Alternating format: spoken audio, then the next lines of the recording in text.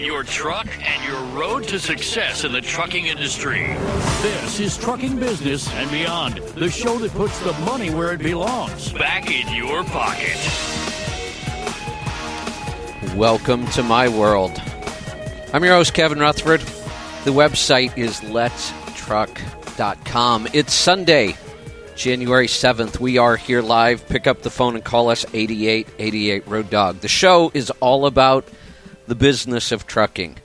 We'll take your calls and answer your questions about trucks, money, fuel mileage, maintenance, tires, taxes, technology, health and fitness on the road, getting started as an owner-operator, finding freight, working with brokers, getting your authority, you name it. We'll talk about it. All you have to do is pick up the phone and call. There is a lot to talk about in this industry right now. There is just a lot going on. I'm going to continue on with the tax analysis of the new tax code. And actually, I have much better news for company drivers than what I thought. You know, when I first looked at this, the company driver side is actually much more confusing than owner-operators. Because owner-operators take most of their deductions on Schedule C, their business income and loss. Nothing changed on that, so it was really simple for them. The company driver, when I first looked at it, it was just really confusing. Because if you look at all the things that changed, and I'll go through them here just so you can get an idea. So itemized deductions went away completely, which includes per diem. Now that looked really bad at first. But then they said, well, we doubled the standard deduction. So that looks good. But then they said, we took away personal exemptions. Well, that looks bad. But we doubled the child tax credit. Oh, that looks good. And we gave you a new non-dependent credit. And when you look at all those things, it makes your head spin trying to figure out how that's going to affect somebody. And it affects somebody differently based on how many kids they have, how many nights they're away from home, whether or not they got paid per diem, whether or not they used to itemize. So at first I was saying the company driver really got screwed. But I sat down this morning, early this morning. In fact, I've been up since about 5 a.m. working on this, and I'm still not done. But I have a lot of really good analysis on this. This is part of, I said yesterday, I'm writing an ebook all about taxes, including all the new tax law changes with examples. And that's what I was working on all day today. This was an analysis of how this new tax law affected company drivers. You know, part of the thing here is, obviously, I really enjoy doing this and helping people.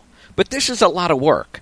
I have probably, not exaggerating, already spent a solid 40 hours on just the tax law changes alone. And that wasn't really part of my business plan for this year. I have a lot of projects I'm working on, but it's important. When I looked at doing the analysis for company drivers, I thought, that's a lot of work, a lot of time, and once we get this all figured out, company drivers won't even need my tax services. So there isn't even that incentive. But I thought, well, you know what? I'm going to do this anyway. So I spent all day today working on this. I'm shocked.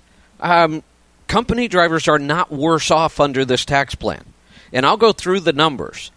There clearly, again, there could be some exceptions. I originally thought the more children you had, the worse off you were going to be, but I don't even think that's true anymore. You lost the personal exemption for the children, which was $4,050. That sounds like a lot. But remember, the tax bracket's only 10%.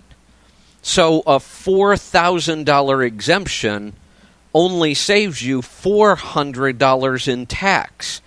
Well, they doubled the child tax credit from $1,000 to $2,000.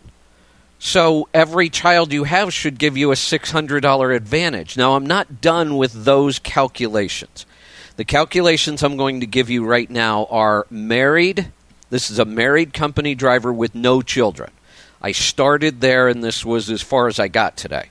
So I will get up early again tomorrow, and I'll continue on this, and I'll do it for single drivers, and I'll do it for married with maybe, 1, 2, and 3 kids. And I know somebody's going to say, well, I'm single and I have a kid, so I'm going to have a household. What about me? And there's only so much I can do on this, but you'll get a really good idea. So what I want to go through is a comparison of a company driver in 2017, that's the tax return you're getting ready to file now, and how that the new tax laws will affect you in 2018 if you get reimbursed per diem, and even if you don't. I thought if you didn't get reimbursed per diem, you were going to be really screwed on this, but that's not the case. So let me set up the scenario. Company driver, married, no children, made $50,400, and the 400's in there because I was doing this as an example for somebody, so I just used that number. And you were away from home 265 nights. So the qualifying per diem number is 265 nights. So if we look at 2017, now this is also assuming you have no other income, nothing else is going on. You were married, you drove, you made roughly $50,000, and you were gone 265 nights. If we do all the calculations, and I'm not going to go through all the numbers here, you end up paying tax on about $29,000. And this is when you itemized. So this is what you're losing next year is the ability to itemize. So if you take the 265 nights times the $63 a night, you make all your adjustments. Plus I threw in another $1,000 for things like cell phone and gloves and supplies, because that's fairly common. You would end up paying a total tax in that scenario of $3,400, $3,410. You also, as an employee, had to pay half of your Social Security. I think this is the part a lot of us were missing, because I was talking to other tax consultants, and they were coming up with the same evaluation that I did. I think we were missing a couple things, and I went through. So you also have to pay half of your own Social Security.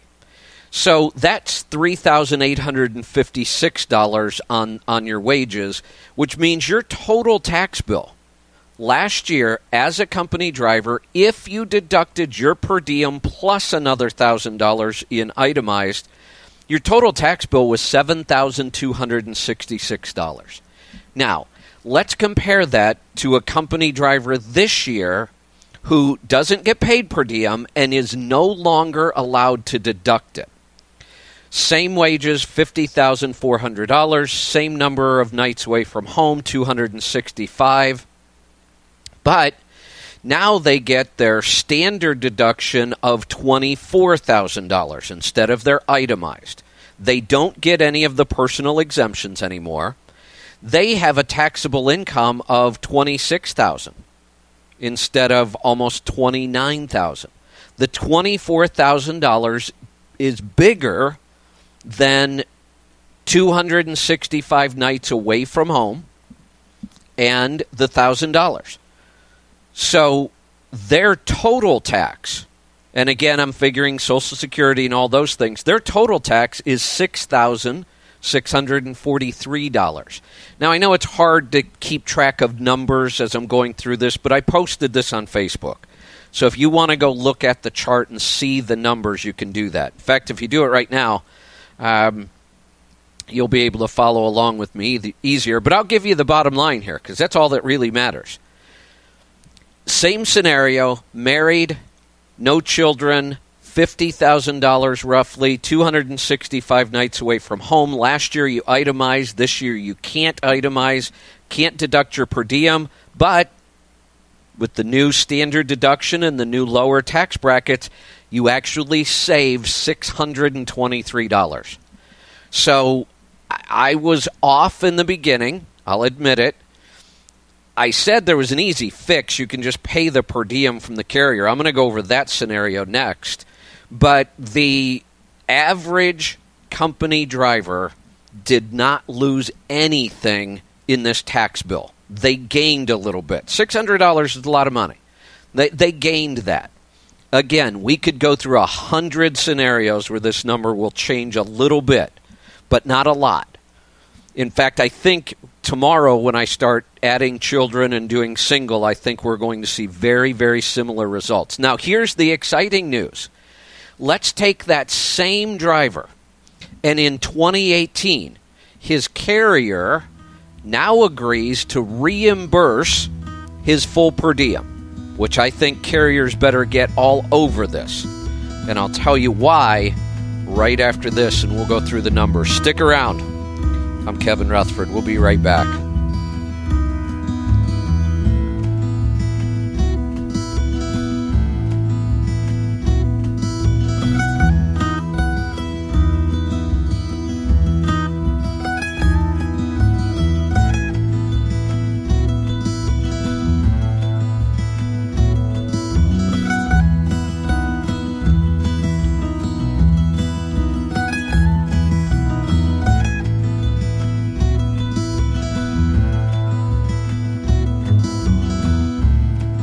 Football National Championship plays on Sirius XM. The Alabama Crimson Tide. Intercepted Alabama. Mack Wilson, he's going to take it in. The Georgia Bulldogs. Got a block for Brock. Touchdown. We're headed to Atlanta. Kicking off tomorrow night at 8 p.m. Eastern. And ESPNU Radio 84 has live on-site coverage from Atlanta beginning at 7 a.m. Eastern. They'll take you on the field and into the locker room for college football's biggest game. Play-by-play and unmatched coverage is on ESPN Radio Channel 80 and ESPNU Radio Channel 84. Acme Home Insurance. Yes, I'd like to make a claim. What are you wanting to claim, sir? My water heater broke down. Sorry, but your homeowner's insurance doesn't cover water heater breakdowns. So what do you cover? Home damage from things like earthquakes, volcanoes, a zombie apocalypse. A zombie apocalypse? But that'll never happen. But if it did, you'd be covered, sir. But not my water heater? I'm afraid not. But his water heater could have been covered with a home warranty from American Home Shield. We cover major components of air conditioners, plus 20 other home systems and appliances, like electrical systems, plumbing, refrigerators, and more. For valuable free information, call 1-800-700-4350. Homeowners insurance can cover what might happen. Zombies are coming!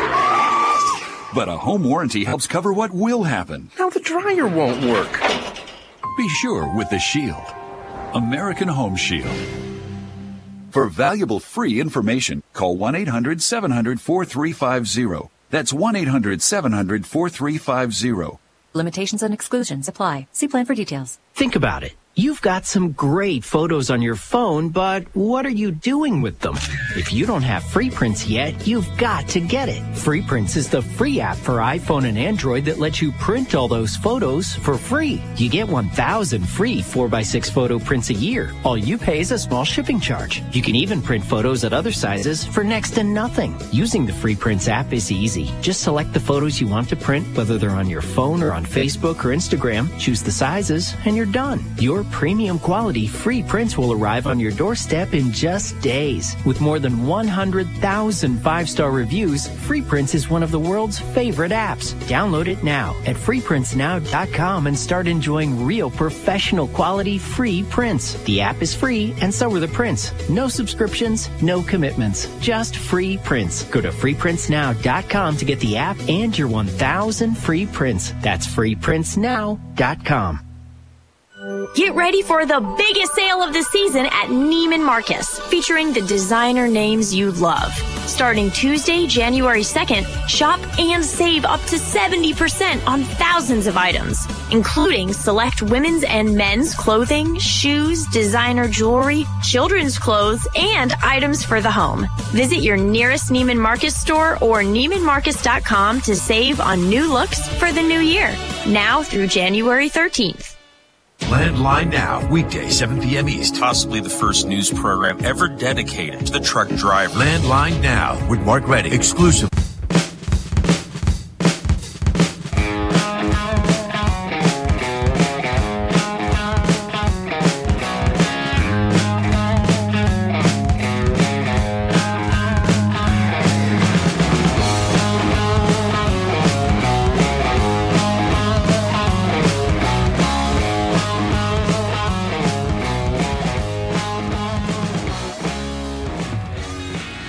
Welcome back. I'm Kevin Rutherford. The number to join us, 8888 Road Dog. I'm going to get to those calls in just a second. So here's where I think the real opportunity is for very significant savings for a company driver compared to last year. Not just compared to whether you get per diem or not, but compared to last year, there's a big tax savings here for company drivers who can get reimbursed per diem. So we take the same person, married, no children, same wage, $50,400, same number of nights away from home, 265. But they get paid their full per diem. They get reimbursed their full per diem, which would be $16,695. The carrier can pay you 100% of the allowable per diem. When you itemize it, you only get to itemize 80%. That's why the number's bigger. That lowers your Social Security, your half, because now you're only paying Social Security and Medicare and income tax on $33,705 instead of $50,400. You get no itemized deductions. You get your standard deduction of $24,000 still, because there is no itemizing. You get your standard deduction. This is what I've been saying. This is such a huge benefit to do it this way. So now you have a taxable income of $9,700. That's it. You have a total income tax bill, including your half of the Social Security, of $3,549. That is a $3,717 tax savings over last year, over 2017. That is a big savings. That is... That would be if the carrier, if you're making $50,000 and the carrier just agrees to reimburse you full per diem, which saves the carrier money too, by the way, because they don't have to pay half the Social Security and the Medicare, and there's even some breaks on workers' comp in most states. They have a big savings. So that's like giving a driver a 7.4% raise. And it doesn't cost anybody any money. The government is the only loser in this scenario, and I'm all for that. We give the government way too much money and they blow it anyway. I want you to keep the money in your pocket. I want the carrier to keep the money in their pocket so they can reinvest it back into the business. You know, I don't deal a lot with company drivers, but I'm looking at maybe creating some partnerships so that we can get this out into the industry for company drivers and convince more carriers to do this. I am accepting interviews from all kinds of magazines in the industry right now. I just agreed this morning to spend 2 hours on Mark Willis's show coming up on January 22nd. I want to get this out. This is big, and I've seen a lot of confusion about this. So we'll talk about that, and we'll talk about more, and I will continue creating more and more of this analysis, and it's all going into an ebook that I hope to have out by the end of January that will put all this information and all the examples in one place. And we're going to give the ebook away. We're not going to charge for that. I'm pretty sure we're going to get plenty of tax work this year. So if all the numbers are confusing you and you want to make sure that you get this done right, whether you're a company driver, an owner-operator, a small fleet owner, call us. We specialize in trucking and taxes. I've been doing this since 1990, and we are gearing up for a very, very busy tax season. Now, at some point, I fully expect that we will have to stop taking clients. If you want to run a good tax practice, you just have to do that. You can get overwhelmed quickly because I've done this enough since 1990 that you can sit around in January and go, we are ready. And February comes and tax returns start rolling in kind of slow, and you're actually ahead of them. And you say, yeah, we're ready. And March hits, and you can't see the light of day, and you never get caught up. And that's when you start making mistakes. It's when you start making clients unhappy. I've been through this, been around the block a couple times. So we know the limits. At some point, we will probably stop taking new clients this tax season until after April 15th. So if you really don't want to file an extension and go through all that stuff. So if you'd like us to work on your tax for 2017, we will be doing free predictions and evaluations for 2018. We'll help you determine your best strategy, and we'll do all that for you. Call us at 855-800-FUEL, 855-800-3835. You can always go to the website, letstruck.com, and look under our tax services there as well. Let's get to Pennsylvania. Steve, welcome to the program. Happy New Year, Kevin. Happy New Year. What's on your mind today? Yeah, exactly what you were talking about here. When I was doing a lot of company driver tax returns, probably as many as 150 in a year, per diem was always a big part of it because the big box stores, like H&R Block and Jackson Hewitt back at the time, I don't even think Liberty was around then. They made lots of mistakes and didn't do it correctly. But I also told guys, I said, look, if you don't have anything else to itemize, you're having to meet the standard deduction. It's only the amount above that you're actually getting the credit for. And right now, it's $13,000 thereabouts for 17. And guys that have $15,000 as their 80% figure, and then maybe another $1,000 or $2,000 in other employee business expenses like XM and things like that, the cell phone. They're only getting the amount above $13,000 at that 15% rate right now as a tax savings right now. So I didn't see it being that big a deal. I said your $24,000 is going to be is going to beat that out most of the time. I said, but like you said, get your employer to do the reimbursed per diem. Once you do that, you'll come out tons ahead. And the one pushback you get from everybody is, well, it's going to kill my Social Security check one day. And I try to explain to them, your Social Security check is based on the average of your 37 largest years that you draw a check. So 37 years is the average. If you got a few years here where it comes down a little bit because of per diem, it may make a $15 or $20 difference in your check. Right. We're talking thousands of dollars every year. Right. It's so much different.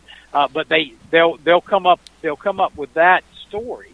So yeah, I'm glad you did this today. I was going to call because I really didn't hear that in your voice yesterday, that they weren't they were losing, but they weren't losing that much, and they may not lose at all. I was thinking the same thing. They may not lose at all. Run the numbers first to see. But now that you've run the numbers, it kind of confirmed my thinking that, they're not going to lose, but they can come out like tons ahead if they will get and put the pressure on their employers to pay per diem. Well, let's imagine this, too, because let's address that Social Security issue. You're right. That freaks everybody out. And it shouldn't, because like you said, if you do nothing, you're still only talking about $20 or $30 a month, maybe, that it will reduce your Social Security. But let's think if you did this. Let's say we have a 30-year-old truck driver right now, and he takes the maximum per diem given in my situation here, and he saves $3,700 a year, and he invests that money in his own IRA. I've run the numbers before, and I'm kind of guessing at this, but I've run enough retirement numbers to know we are talking. But he's not going to retire for 30+ years. So if we took this out over his whole career, he will have $1 million+ in his retirement account when he retires. What would you rather have, $20 or $30 more a month on Social Security, or $1 million in cash? Oh yeah, I mean I've given them that scenario too. You know, if you'll just dollar cost average into Vanguard for I'd say for 30. If you're young, go ahead and do that. You're going to have a whole lot more money. And yeah, guess what? Maybe if you do it for that many years, maybe your Social Security check will be $100, $150 less a month. Right. But that's going to be minuscule after you've got $1 million there that you can draw off the interest off. So I think numbers are something that people want security. They think of Social Security as security, not they don't think of the numbers and say, here's what I could do. Otherwise, they would have years ago asked and demanded that we have our own account that can invest in that. Yeah, and think of Steve. Thanks for that, because I knew you'd be on this with me, and your analysis has been right on with this. Think about the difference between a Social Security account that when you die, your spouse gets something as a survivor benefit, but that's it, or $1 million in my own retirement account that I get to do anything I want with. I could take it all out at once. Can't do that on Social Security. I could leave it to charity. I could do all kinds of things. We'll be right back. I'm Kevin Rutherford.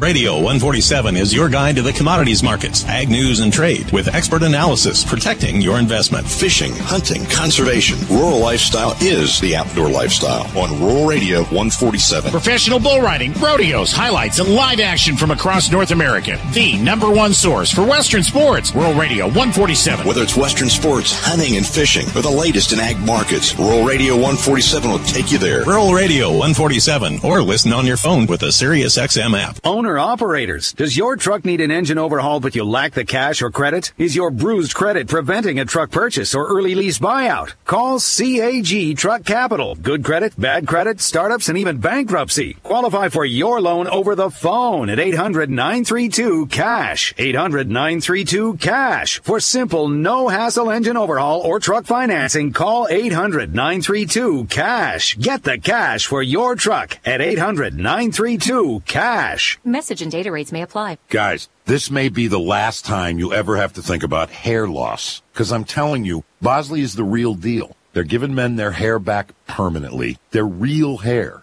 All it takes to get started on the hair gain train is a single text message. You'll get an absolutely free information kit and a free gift card when you text KIT66 to 85850. Check them out now. Bosley will show you for free how great your hair could look. Dude, this isn't your dad's hair loss treatment. People all over the country trust Bosley because they're America's #1 hair restoration expert, ahead of the curve with the latest technology. And the best part, Bosley's solution is permanent. You're going to love what they'll do for your hair. So drop what you're doing long enough to send a text. Get your free information kit and gift card for $250 off by texting KIT66 to 85850. Don't forget, that's KIT 66 to 85850. Now, for a limited time only, LASIK Plus can help fix your vision starting at just $250 per eye. So get rid of the daily hassles of contacts and glasses. LASIK Plus will recommend the best treatment for your nearsightedness, farsightedness, or astigmatism for our lowest price ever. For more details about this amazing $250 offer, click or call 844-LASIK Plus. To schedule your free LASIK exam, results may vary. Restrictions apply. See details at LASIK250.com. I'm Todd Borton, Weather Channel with the Interstate Weather Update. Watch out as you work your way east-west interstates, anywhere from the Great Lakes down to the Gulf States. Starting north I-90, we have periods of light snow, sleet, and freezing rain anywhere from Pennsylvania all the way into parts of Wisconsin and Minnesota. Same thing for I-80 from the same states, but it does include Iowa. I-70, periods of light snow, sleet, and freezing rain as you work your way westward from Pennsylvania through Ohio, Indiana, Illinois, and Missouri, winding down in Kansas. I-64, we have the periods of light rain, freezing rain, and snow, basically from West Virginia all the way into parts of Illinois. I-40, it's going to be general or light rain showers, but some freezing rain could mix in from Tennessee into parts of Arkansas, Oklahoma, and Texas. I-29-10, we have some spotty light rain showers, basically from the Gulf States into Texas. I-90 out northwest, we have periods of light snow and freezing rain in Washington State. I'm Todd Bork with Custom Weather Drivers Twice Now on the Road Dog. Sirius is at 146, and on the Sirius is Matt.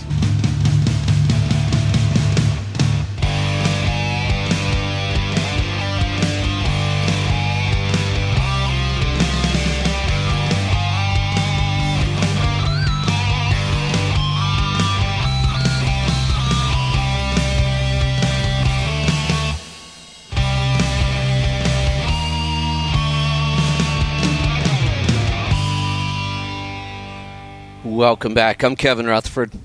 The number to join us, 8888 Road Dog. So, here on the air, if you call me with a specific tax situation, I can usually give you some ideas. Now, I don't have a tax return in front of me, so I always have to be careful that there isn't something you're not telling me because you don't know or you don't understand it. But, if you call me on the air, I can speak to you back and forth. I can help you with almost any tax situation. I will tell you this, though. I am getting 1,000 requests on Facebook. I post these really nice charts saying, here's the scenario, just like I outlined for you. And then I get comment after comment after comment. Well, I have 328 nights away from home, and I have 2 kids, and one's a stepkid, and my wife has $20,000 in medical deduct. I can't answer those kind of questions on Facebook. I would love to, but I can't. 1, I don't have time. And 2, there's way too many ways for me to make a mistake. Going back and forth on Facebook is really, really difficult. And me trying to keep up with... I usually post these articles in my personal page, my radio show page, our company page, and 5 or 6 different groups. So trying to stay up and know when somebody asks me a question and go back and forth, it's just not going to happen. So if we will be offering free tax reviews and free tax analysis for 2018.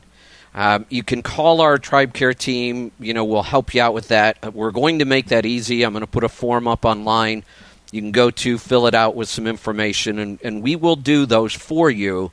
But I can't answer those kind of questions on Facebook. It's just not going to happen. I'm already getting flooded with them. So let's get back to some phone calls. Let's head off to North Carolina. Charlie, welcome to the program. Hello. What's on your mind today? I want you to look at my profit gauges and tell me if I made the right choice from switching from one carrier to the other. The first three quarters and the last quarter. The first 3 quarters, that's the whole year. No, I want to compare the first 3 to the last quarter. Oh, compare the first 3 to the last. Okay.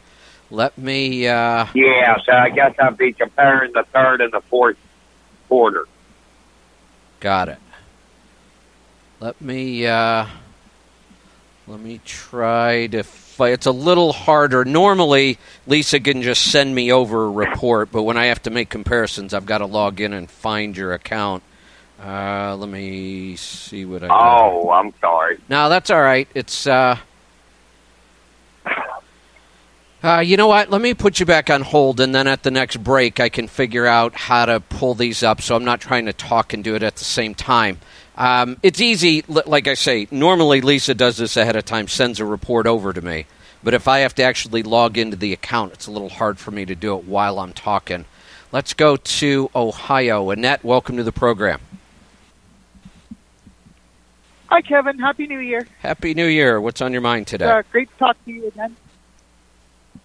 Just a couple things. I've been trying to get in for a few weeks. It's always a little difficult sometimes throughout the show, but you had a couple of people. Paul called in about wanting to do a cab over with a car hauler and have the 3 cars on the truck. I was just curious how he plans on opening up the truck with the car on top with the cab over, because don't you have to lift the whole cab up to get to the engine? Yes. I don't know if you recall that conversation you were having with him. I do recall the conversation, but I know this has been done before. It's not like he's the only one that's ever tried, but I'm thinking about that now. I would venture to say, I'm just trying to think through that whole configuration, that the top rack may have to come off to tilt that cab. Or, if you think about it, when... Well, you know what? I don't know. I'm just trying to speculate because I've never thought about that before. But I know it's been done, so there must be a solution.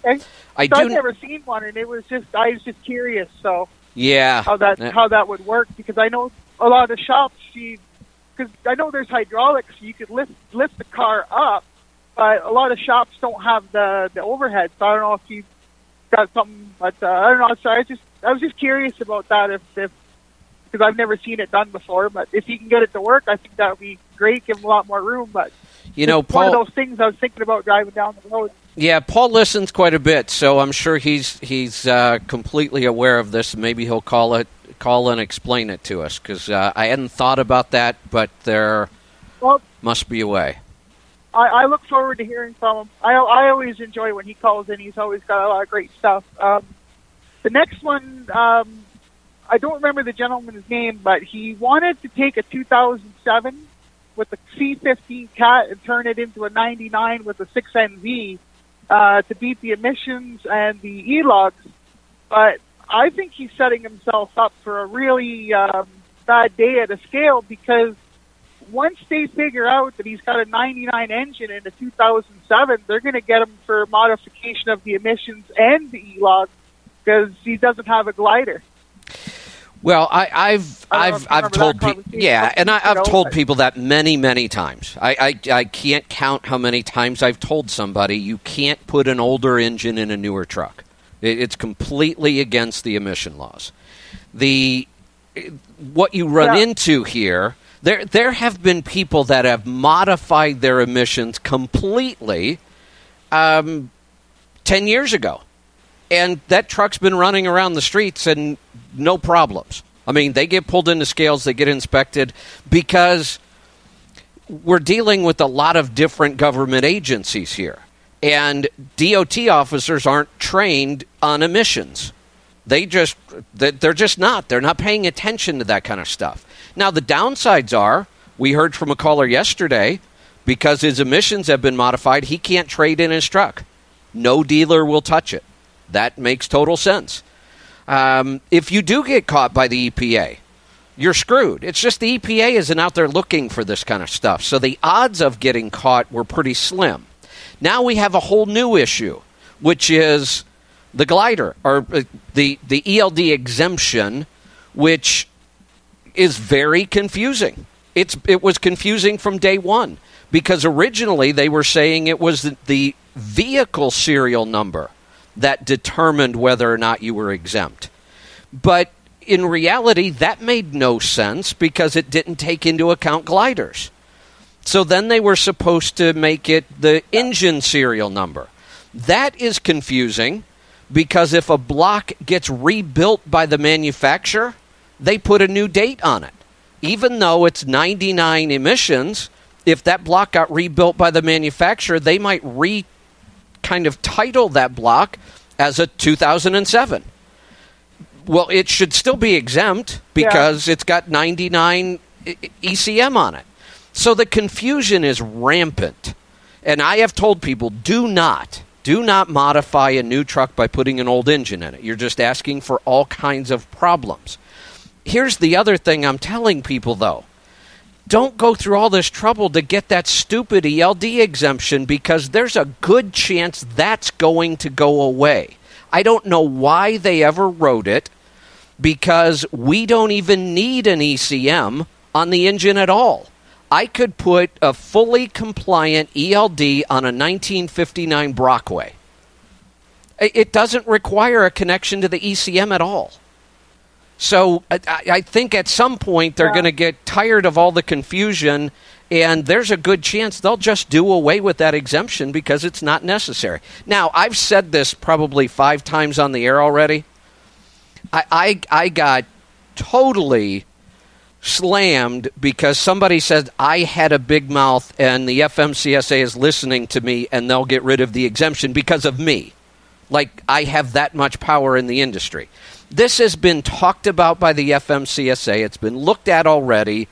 They may or may not decide to get rid of it. All I'm saying is don't go out and spend a bunch of money to get that exemption because it could potentially go away. Yeah. Well, for me personally, when I was listening to it, I just think it was way too big of a risk versus the reward. I mean, I know nobody likes the emissions or the ELDs, but I think when you combine the two of those, that I think you might open yourself up to a different line of questioning on the scale now when you try to do both at the same time, as opposed to just, if he would have went like with a 2001 motor and flew under the radar, they might not have caught him because he's still using the ELDs. But I think with trying to do both at the same time, he might get somebody who might put it together, and then he's, a lot of trouble. But anyway, that's, Yeah. I did have one other thing. Oh, sorry, I hit the button because the music was playing. We'll have to do it again another time. In today's world, it's just not worth going after the exemption. Building a glider, I think, in today's world is still a really good option. But I also like the new trucks. The emissions are getting better and better every year. We're getting better. And 10 years ago, I said this day would come. I said there will be a day when we figure out the emission problems. We're closer and closer all the time. We'll be right back. Stick around. I'm Kevin Rutherford.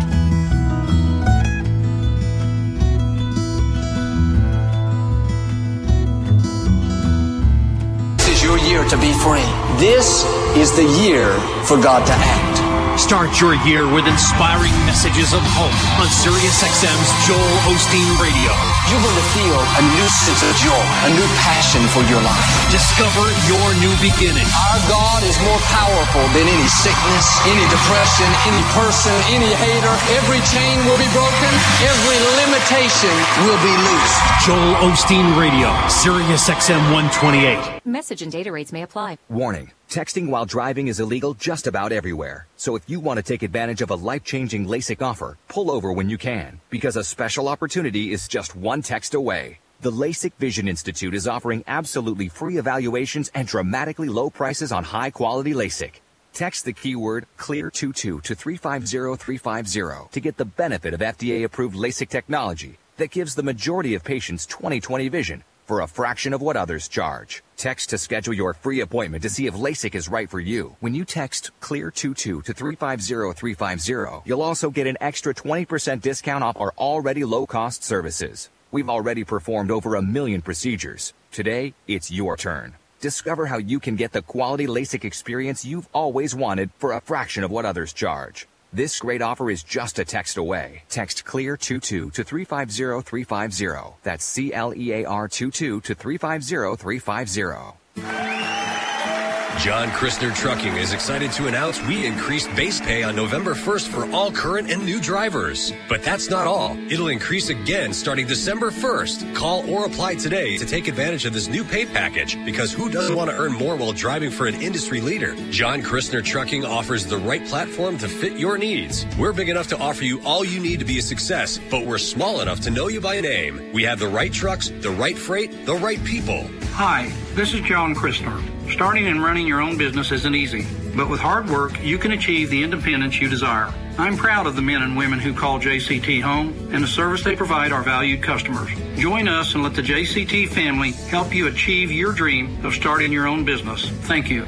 Call today at 866-782-5412. That's 866-782-5412. Or visit us on the web at johnkristner.com. John Christner Trucking. Big enough to matter, small enough to care. At Rail Transport, driver success is one of our core values. We see you. You're not just a number or a code. You're a person we develop a relationship with and truly get to know. We are successful when you are successful. To learn more how we see you, visit us at rail.jobs. That's ROEHL.jobs. Or call us at 888-356-1142. Rail Transport. Experience the power of red. Freewheelin' with Meredith Oaks and Chris G. We do good work here most days. Everything in moderation. What a concept. Weekdays, 11 a.m. East on Road.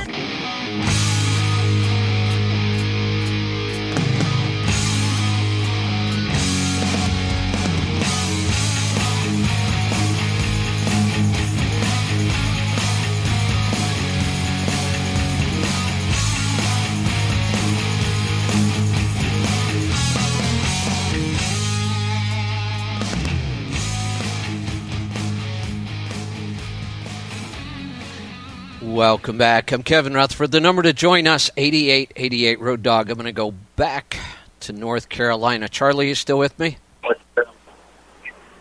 Yes, I am. Okay, so I've got your account up in front of me. Can you hear me? Yep, flips, and I can go back and forth through the different quarters. So for right now, it looked like, Q1, 2, and 3 were pretty similar. 2 and 3 were almost identical. 1 was down. So we don't need to go that far back. We can compare Q3 and Q4. 4 is when you made the change, right? Yeah. It's kind of interesting. In third quarter, you were only doing $1.11 a mile, all miles. But your expenses were pretty low, so you were keeping 52 cents of that, which is pretty good. If we look at Q4, in the beginning, it looks really good. You went from $1.11 a mile to $1.60. But your profit per mile actually went down from 52 cents a mile to 50. It looks like your fixed cost went way up because you've got a truck lease and a trailer lease that I wasn't seeing those kind of numbers in the third quarter. Your fuel went from about 36 cents a mile up to 47 cents a mile. Maintenance went up. That could just be kind of a fluke. Just because, maintenance, we have one big maintenance bill and it affects our cost per mile for a while. So it might just be too early to tell. It's nice to have all that extra revenue. Now you would have to go back and start figuring out where we could lower cost to generate more profit, because right now it's kind of a break even. Okay, yeah, I had $25,000 worth of repairs, and for a month and a half, I was paying $400 a week plus 10 cents a mile for all the miles on a truck rental from the company. Yeah, so that's why I've almost got all that paid off. Okay, it might just be a little too early to tell then. The good news is the revenue is way up, and that's always where we start. I'd much rather be able to work with $1.60 a mile than $1.11. It's just the timing of it. Your expenses went way up with it, so it looks like a break even. So I think this is a good trend. I think we're heading in the right direction. I think it's just too early to see the results.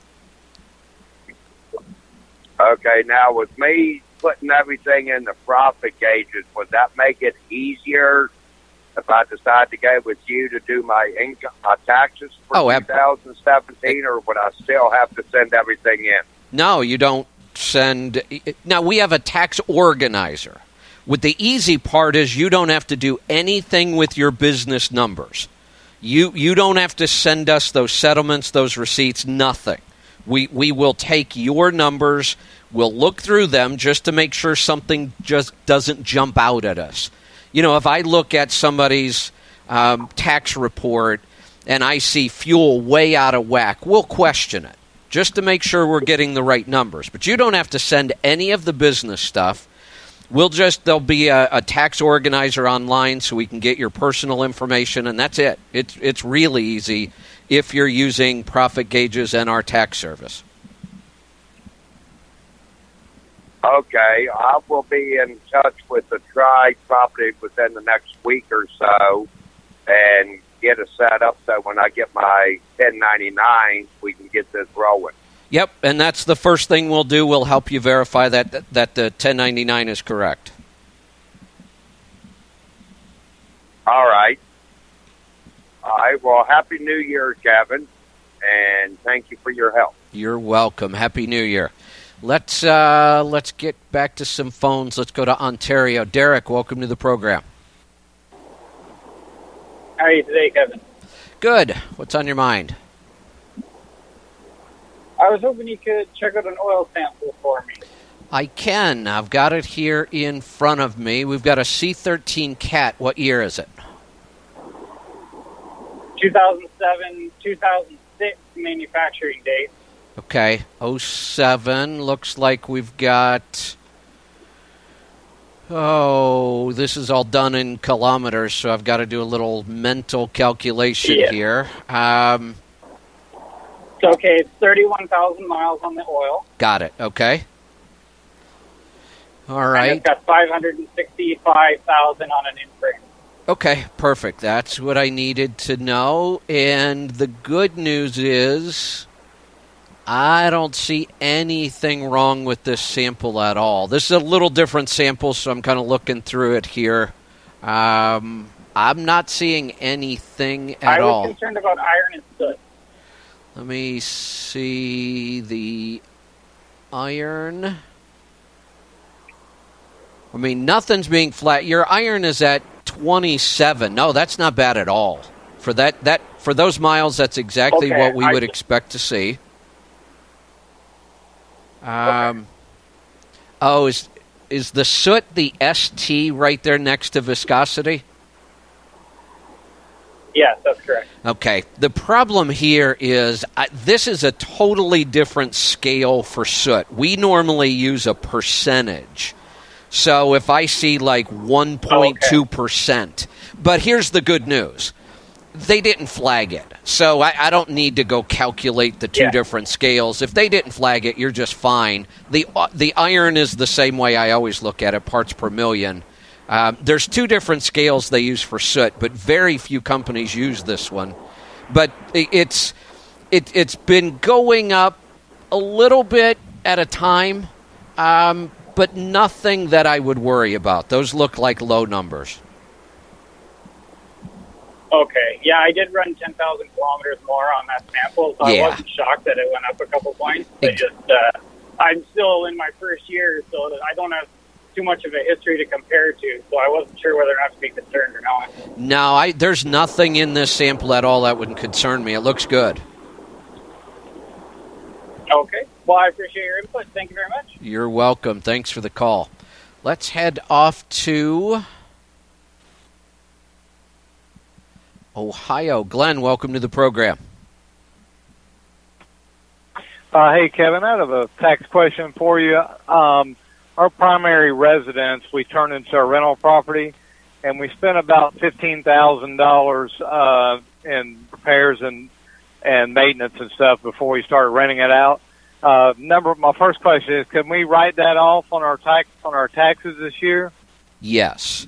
Now, what you're going to do is you'll be filing what's called a Schedule E, which is rental real estate, and that's where you're going to list, and you get to depreciate that. So we'll start a depreciation schedule based on the fair market value for the home itself. You get to take things like your homeowner's insurance, your real estate tax. The repairs are definitely deductible. We have to look at what kind of repairs they are so we know how to deduct them. I'm going to guess with $15,000 that it was mostly minor stuff that just added up. I'm not saying $15,000 is minor. What I'm getting at is it's kind of like truck maintenance. If we do an in-frame, we depreciate that. It's what's referred to as a capital improvement. So if you put a new roof on the house, many times the IRS wants you to depreciate that over time, not deduct it as an expense.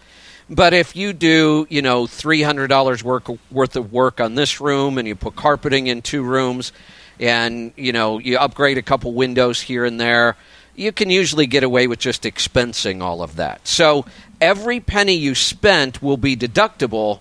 We just have to go through it and figure out how we treat each part of it.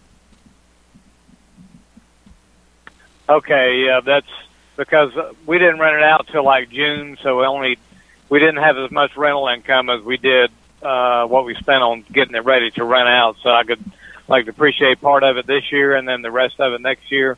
It depends. The depreciation schedule is set on the house itself. We just take the fair market value, plug it in, and that's, the IRS gives us the numbers. The repairs, we kind of have to make some decisions and some judgment calls. But, you can clearly show a loss on that rental property. That's not unusual at all.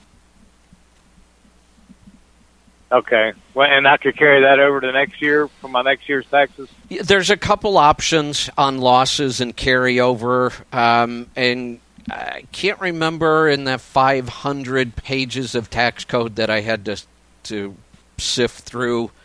I think there are some changes to carryovers, nothing major. So you just want to make sure you've got a tax preparer that's really up on the new 2018 code because it may affect losses. It may not. The losses may just offset other income you have. Okay. All right. That's what I need to find out. I appreciate it, Kevin. You're welcome. Thanks for the call. Let's head off to Oklahoma. Don, welcome to the program. Hey, Kevin, how you doing? Well, I'm doing good, but I wasn't paying attention to the clock. So hold on. I've got to put you back on hold through the break, and I will come right back and get to it. I'll tell you, my head is swimming. I have been staring at tax forms and reading tax bills for a couple weeks now. But that's all right. I think 2018 is going to be a great year for all of us. I am very optimistic. We'll be right back. Stick around. I'm Kevin Rutherford.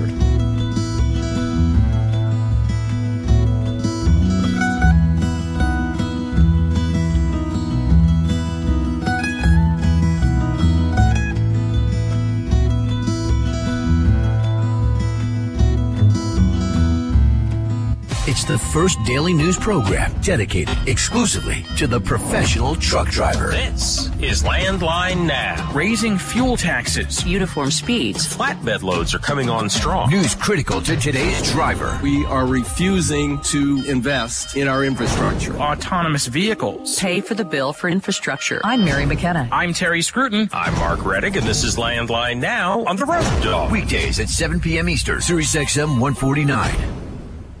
Professional truck drivers, you can't afford to be left behind. A new era of trucking is starting. Electronic logs, automated transmissions, mobile apps, times have changed. Isn't it time for you to make a change too? Schneider has been an innovative industry leader since 1935. Experience it yourself in 2018.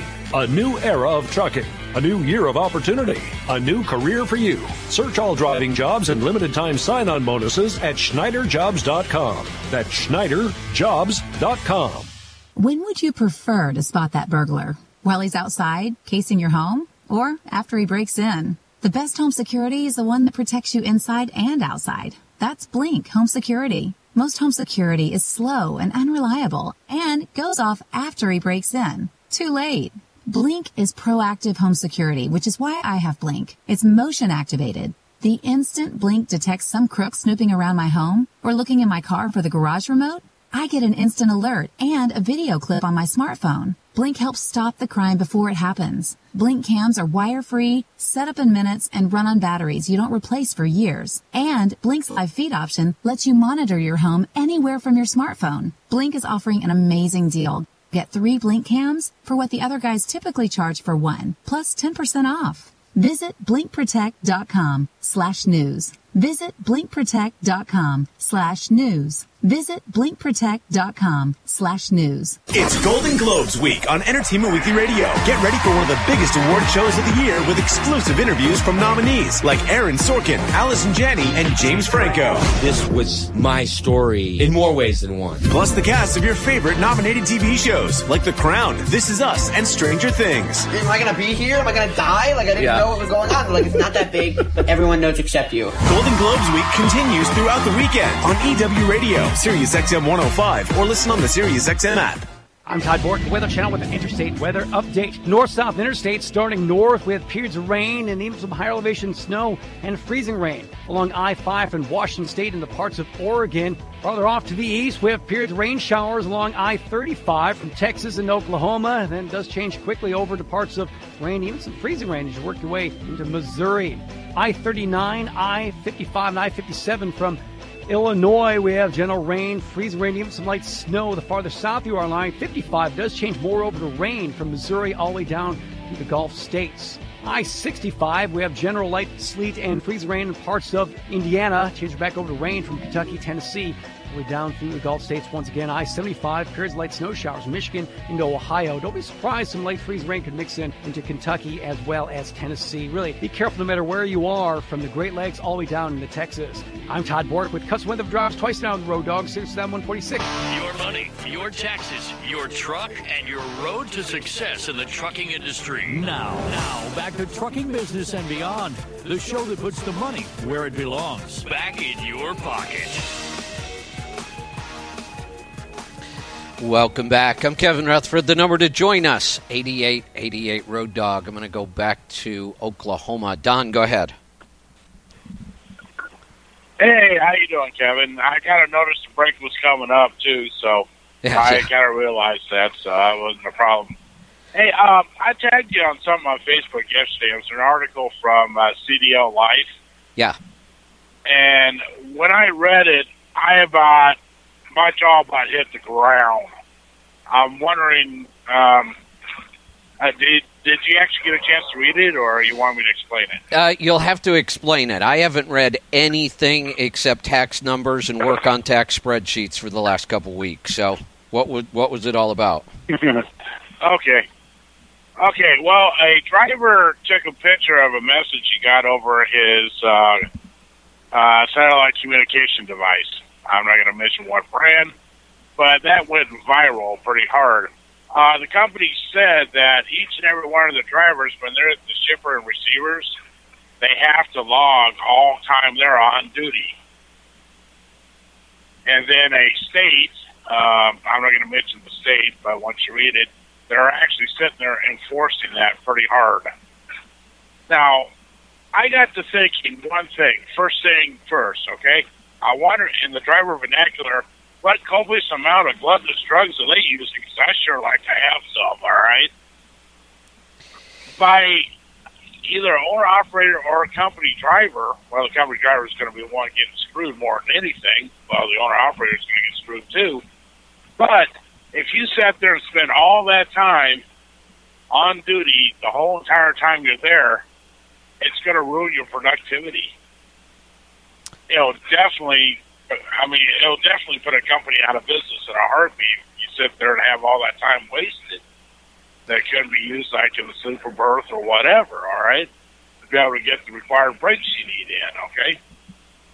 And I just this is just insane. And you're right on the aspect of what you've been saying. Let's just do away with the hours of service and come up with something that's more feasible and works. Well, here's the thing. Anytime you have a law or a regulation, no matter how well it's written, there's always interpretation. So, I don't necessarily disagree with their interpretation. And whether you're an owner-operator or a company driver, if you are leased to the carrier, there is nothing to stop a carrier from interpreting those rules the way they want to and then enforcing them. Now, a state enforcing that is totally different. A state, that becomes a legal interpretation, and that's for a court to decide. But a company could say, of course, we don't care what the interpretation of hours of service are. We require you to be on duty the entire time you are on their property. Because you are still responsible for the truck, you're still responsible for the trailer, for the freight, and as long as you're responsible, we think you're on duty. And that's how we're interpreting it, so that's our policy. And companies are free to do that. And I'm okay with that. That's I don't want that there to be so much control that companies aren't allowed to set their own policies. Now, they can always add to the law. They can't take away from it. They can't interpret it in a way that says the minute you drive on the property, you're allowed to be off duty. Well, that would clearly violate the law. But when they say, we are going to require you to be on duty the entire time you're on their property, that doesn't take anything away from the law. So they're allowed to do that. And again, a state... a state interpreting this or an enforcement agency, that becomes a legal interpretation. And this is where it gets confusing. You're required to have so many hours in the sleeper berth at one time, or then it gets even more complicated because if we start trying to split sleeper berth time, there's not a lot of flexibility in that. And what happens if you say, okay, I'm going back to the sleeper, and you're there for 5 hours, and they come out, wake you up, and you've got to go back to count something. You know all the scenarios that could happen. Well, now what happens? I mean, you weren't off duty anymore.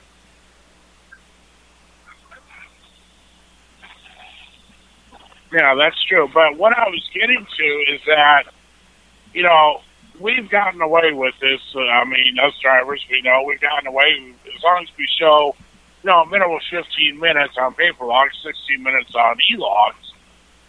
You know, they're saying, okay, we're there at the customer and all that. We did what we had to do. Then we usually went off duty or went to sleep or one or the other. You know, I mean, DOT, the federal DOT was happy with that. At least we showed some type of activity in what we did. But, you know, the point I'm getting to is that if a company is actually... Here's the difference. I mean... Here's the difference. Nothing changed about hours of service. Nothing. It's exactly the same. But let's say you were in that scenario that I talked about where you had been in your sleeper for 5 hours. The shipper comes out, wakes you up, and says, hey, you're loaded, and you decide to drive down to the truck stop to finish out your time. Well, that's not going to work. Hours of service don't allow that. But it's easy to fix on a paper log. We just backed up all of our time. I mean, we all knew how to fix that issue on the paper log.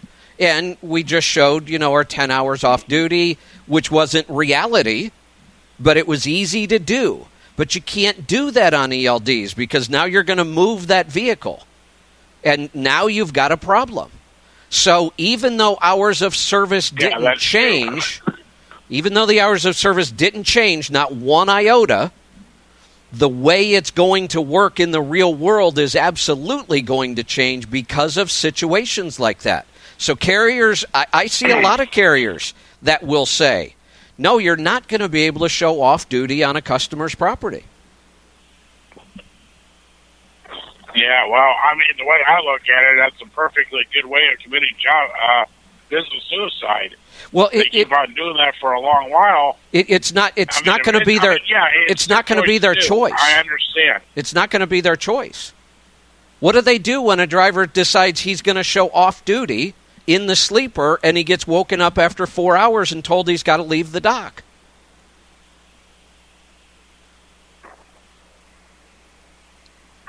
Yeah, you got a point. So, no, I just thought I'd at least point something out to you. I mean, no, I get it. There's and I don't have all the answers. I just know that this is going to be a tough year for a lot of situations like that. But this is also why I think that the timing of this mandate couldn't have been better. The economy is booming.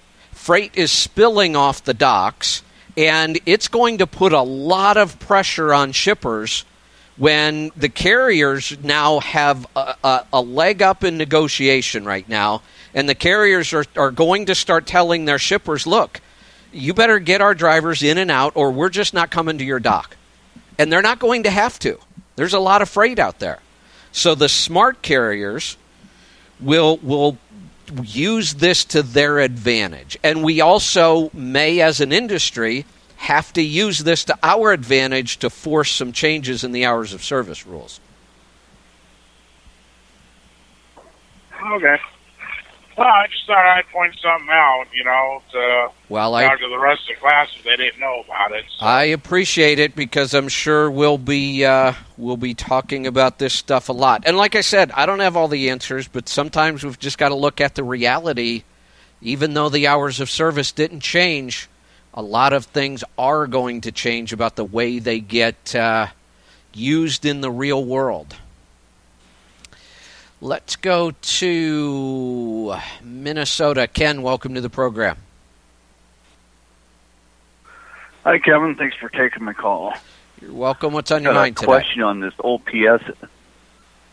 a question on this OPS and does it void warranty? The legal technical answer is no. The answer in the real world is sometimes you have to fight it. And here's the legal answer to this. There are very specific rules about how warranties work. If a manufacturer of a product offers a warranty, they have rules they have to go by. And basically the rules say the warranty is there to cover anything, any failure of their part that you didn't have anything to do with. Their part failed for, their reasons. So when you hear a dealer or somebody say, oh, if you modify this truck, you're voiding the warranty. No, you're not. That is absolutely not true. If we put an OPS on a truck and we lose an engine, a piston breaks, whatever, they still can't void the warranty. We have to determine why the piston broke. If the piston broke because they had a faulty piston or their engine overheated, then that's their warranty. They can't tell you no longer have a warranty. If the OPS itself actually caused the problem. Now remember, we should have oil samples, so if we can show that oil was always in good condition, then it's not the OPS that caused the problem. If they can prove that whether it's an OPS or any modification caused the problem, then we have an issue, and I'll talk about that when we come back, but that's not the end of the world either, and I'll tell you why when we get back. Stick around. I'm Kevin Rutherford.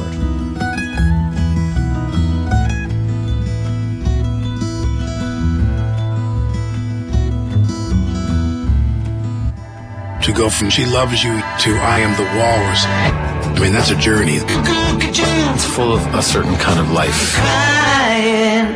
That sweet moment of psychedelic songwriting. You know, George Martin, you can't talk about the Beatles without bringing him into the picture. Beatles fans. Come together. I'm Alec Baldwin. Hey, this is Beck. Hello, I'm Jeff Bridges on the Beatles channel. Sirius XM 18. Acme Home Insurance. Yes, I'd like to make a claim. What are you wanting to claim, sir? My water heater broke down. Sorry, but your homeowner's insurance doesn't cover water heater breakdowns. So what do you cover? Home damage from things like earthquakes, volcanoes, a zombie apocalypse. A zombie apocalypse? But that'll never happen. But if it did, you'd be covered, sir. But not my water heater? I'm afraid not. But his water heater could have been covered with a home warranty from American Home Shield. We cover major components of air conditioners, plus 20 other home systems and appliances, like electrical systems, plumbing, refrigerators, and more. For valuable free information, call 1-800-700-4350. Homeowners insurance can cover what might happen. Zombies are coming!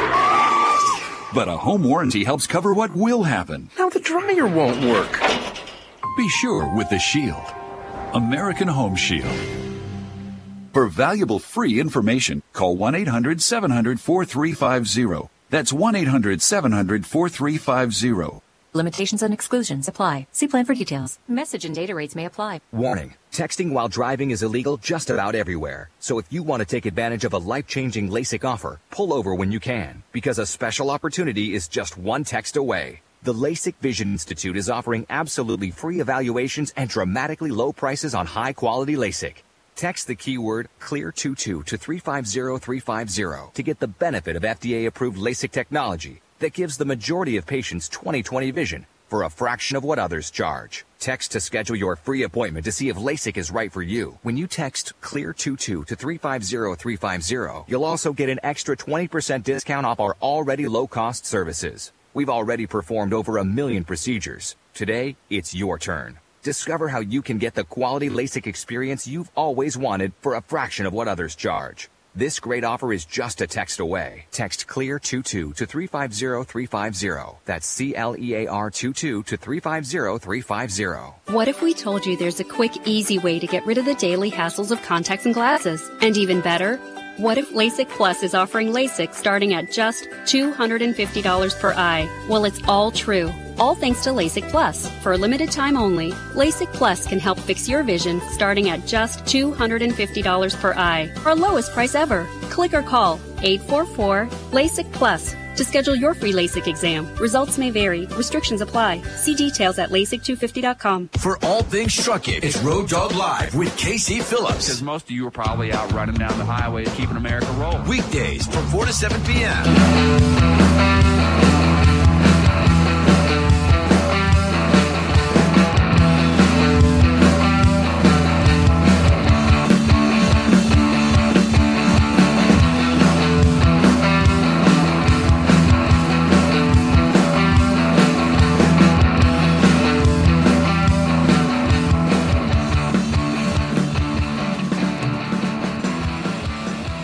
Welcome back. I'm Kevin Rutherford. The number to join us, 8888 Road Dog. I'm going to go back to Minnesota. So, Ken, let's say that something went horribly wrong, which is, if we're talking about the OPS, very, very rare. I've been, using and representing that product for 17 years now, and I can't think of any. But if something did, and it somehow damaged the engine, then the manufacturer could legally say, that wasn't our problem. I mean, our product didn't fail. It failed because of this other product. Well, at that point, a good manufacturer, and OPS has it, they have their own insurance. And that would then kick in and pay for the repairs like a warranty would. So this is where sometimes, we get down to the argument of how do we prove what caused this.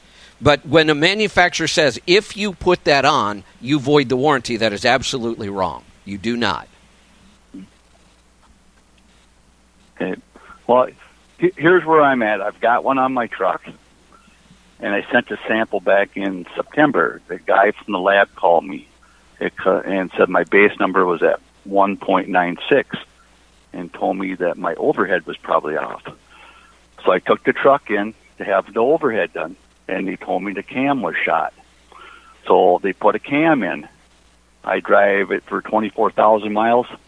Now I need a whole new motor. So this is where we have to get down to your oil samples. Was that oil serviceable all that time? So if we look at your oil samples, was it ever a level 4 critical? Nope. Level 3? Nope. Well, it's 1.96 is flagged red, so I guess that would be critical, wouldn't it? But that's when I took it in right away, and they found that they said the cam was shot, because he told me that usually when the base number goes down, it's usually an overhead. So I took it in to do the overhead, and that's when they told me the cam was shot. Yeah, so they put a cam in it. Changed oil and everything, drove 24,000 miles. Now my motor blew up. Now they're telling me I need a whole new long block, and they want all my... So what failed on the block? The cam will come back to. What failed on the block? They're researching it right now. They dropped my pan and it was just full of big chunks of brass metal. Yeah, so this is not... They tried the whole motor, went up in the journals and all this. Yeah, this is not an oil problem. There's no way. The base being down at 1.9 is not even a big deal. This is known in the industry right now that the base on all the new oils is much lower than it used to be. But it's not... The base a low base at 1.9 did not cause that cam to fail. So that's what we have to dig down. What caused the cam to fail? Although I would probably ignore that because we have a much bigger issue now. But I've seen engines that have been run for a year with critical oil and nothing fails. So if you had good oil samples, that's going to be what saves you. Is the good oil sample is the proof. If you go in and you don't have oil samples and you can't prove when you changed your oil, then you've got an issue. But you have oil samples that will prove the oil was serviceable, so it couldn't have been the oil that caused the failure. And if it wasn't the oil that caused the failure, then the OPS doesn't void the warranty. Okay. Because they call me and they want me to send them all my oil changes and stuff, because they're frowning on I went 50,000. They can recommend 25,000. Listen to that word, recommend. That's exactly correct. They recommend it. They don't require it. There's nothing in the warranty that says you have to change your oil at any time. They just recommend it. Well, I recommend, and lots of people recommend, that you filter your oil better with a bypass filter and do samples. It's a much better way of doing it than just pick some random number. That's what I've been doing. Yeah, and we have tens of thousands of trucks that have been doing this for decades. So this is nothing new, nothing experimental. The OEMs even, know that bypass filtration is better because they're now putting it on their trucks. So the problem is that manufacturers will always do everything they can to get out of paying for warranty work. So sometimes when you've got an issue like this, you're going to have to fight it. And unfortunately, it might be a big enough number that you're going to need an attorney. Yeah. Well, I know when I first told it in there, the service manager, he told me that he's seen a lot of this. He said he's willing to bet that the fuel pump came apart inside. Is this an ISX? Because he says he's got one sitting right next to it. Yep. Oh, yeah, this is common. Yes, it is. This is common, and Cummins has done everything they can to get out of these issues. And they will blame it on a bypass filter, even though we've proven this many, many times, that the bypass filter in the oil has nothing to do with this failure. This is good for you, though, because this is such a common failure that you should have a much easier time with this. Like you said, the service manager even knew what it was before he saw it. Yep. And as soon as you said fuel pump, well, I knew it was an ISX. We've seen this dozens of times. Yep, because the people I'm leased onto, that 2 of their trucks has already done it. Yep. It's very do an overhaul because of it. This is no different than and your what year is this one, by the way? It's a 2014 engine. Okay, because starting back in 07, 06, late 06, 07, the ISX was known for wiping out cams.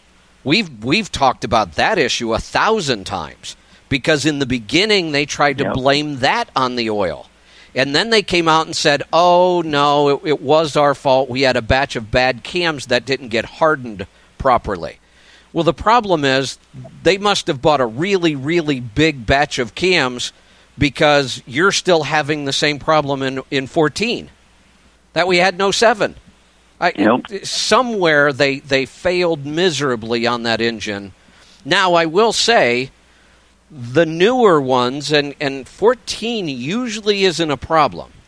15 is really good. The new X15 I actually like a lot. Hopefully, though, in 3 or 4 or 5 years, we don't see these kind of problems come back again. Because we've had a horrible run with that ISX with these kind of problems for almost a decade now.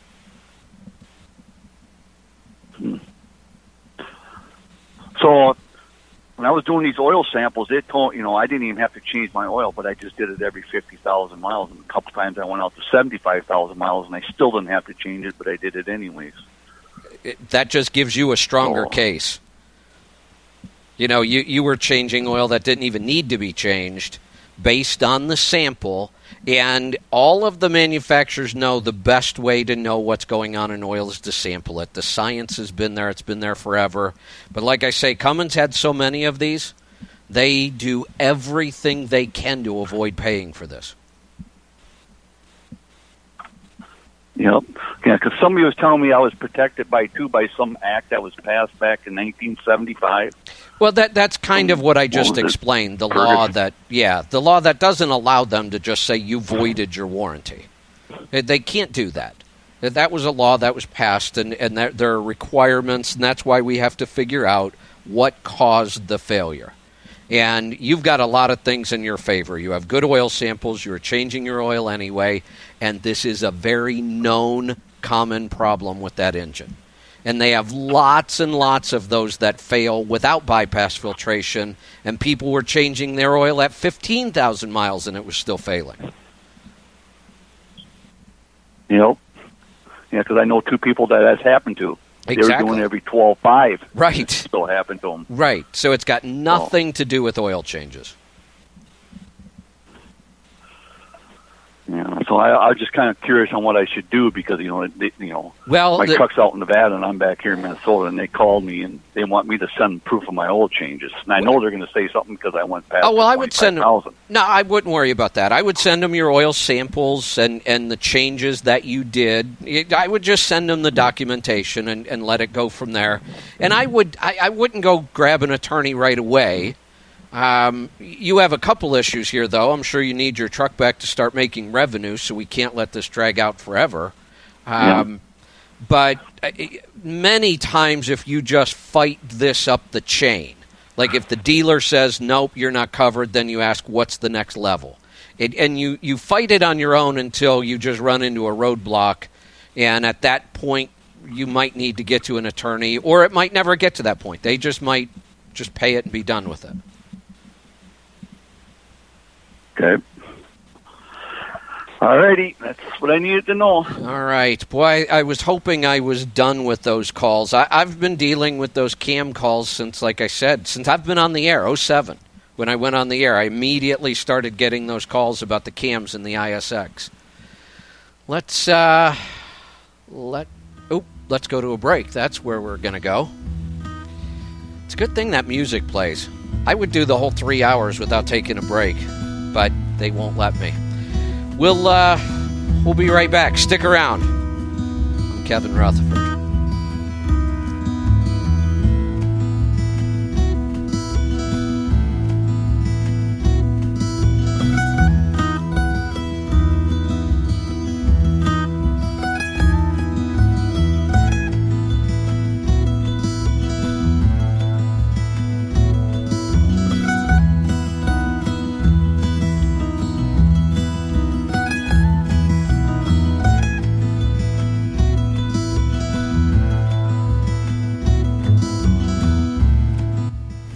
We are Road Dog Trucking Radio. From the heart of America. Broadcasting from sea to shining sea and all places in between. Nashville, Tennessee. New Orleans. The Mississippi Gulf Coast. New York City. Kansas City, Missouri. From the West Virginia coal mines to the Rocky Mountains and the western skies. Road Dog Trucking Radio is everywhere. Next time you're in the neighborhood, make sure you stop by Sirius XM Channel 146. Truck drivers earn up to 60 cents per mile at Martin Transport. These added earnings are the total you will earn after all our extras are added, such as detention pay, breakdown pay, safety bonus, mileage bonus, and more. As a certified top pay carrier, we offer excellent rates plus weekly home time on Martin's dedicated routes. Make the move to Martin today. Call 888-239-5746 to apply or visit drive4martin.com. When would you prefer to spot that burglar? While he's outside, casing your home? Or after he breaks in? The best home security is the one that protects you inside and outside. That's Blink Home Security. Most home security is slow and unreliable and goes off after he breaks in. Too late.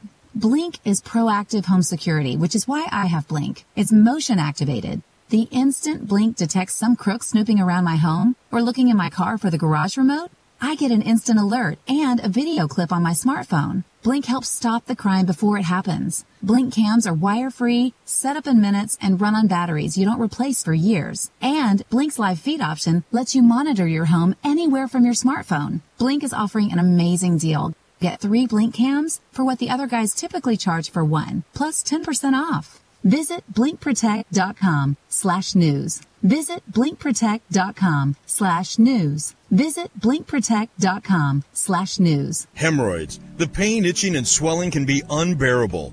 Now there's Recticare Complete Hemorrhoid Care System with 2 effective medicines that provide multi-symptom relief. Recticare Complete has the highest concentration of lidocaine and phenylephrine HCl without a prescription to relieve pain and itching and reduce swelling. Use Recticare Complete for noticeable results after the first use. Get Recticare in the blue and white box at Walmart, Walgreens, CVS Pharmacy, Rite Aid, and Meijer.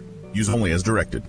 I'm Todd Bork, the Weather Channel with Interstate Weather Update. Watch out as you work your way east-west interstates, anywhere from the Great Lakes down to the Gulf States. Starting north I-90, we have periods of light snow, sleet, and freezing rain anywhere from Pennsylvania all the way into parts of Wisconsin and Minnesota. Same thing for I-80 for the same states, but it does include Iowa. I-70, periods of light snow, sleet, and freezing rain as you work your way westward from Pennsylvania through Ohio, Indiana, Illinois, and Missouri, winding down in Kansas. I-64, we have the periods of light rain, freezing rain, and snow. It's going to be from West Virginia all the way into parts of Illinois. I-40, it's going to be general light rain showers, but some freezing rain could mix in from Tennessee into parts of Arkansas, Oklahoma, and Texas. I-29-10, we have some spotty light rain showers, basically from the Gulf States into Texas. I-90 out northwest, we have periods of light snow and freezing rain in Washington State. I'm Todd Bork with Custom Weather Drives twice now on the Road Dog. Sirius is at 146, and on the Sirius is Matt.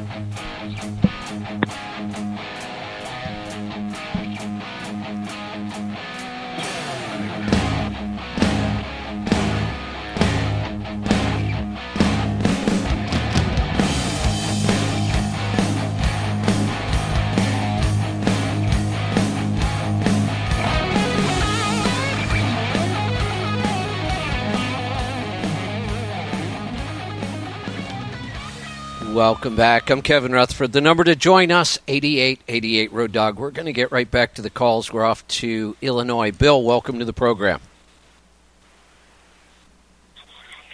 Good afternoon, Kevin.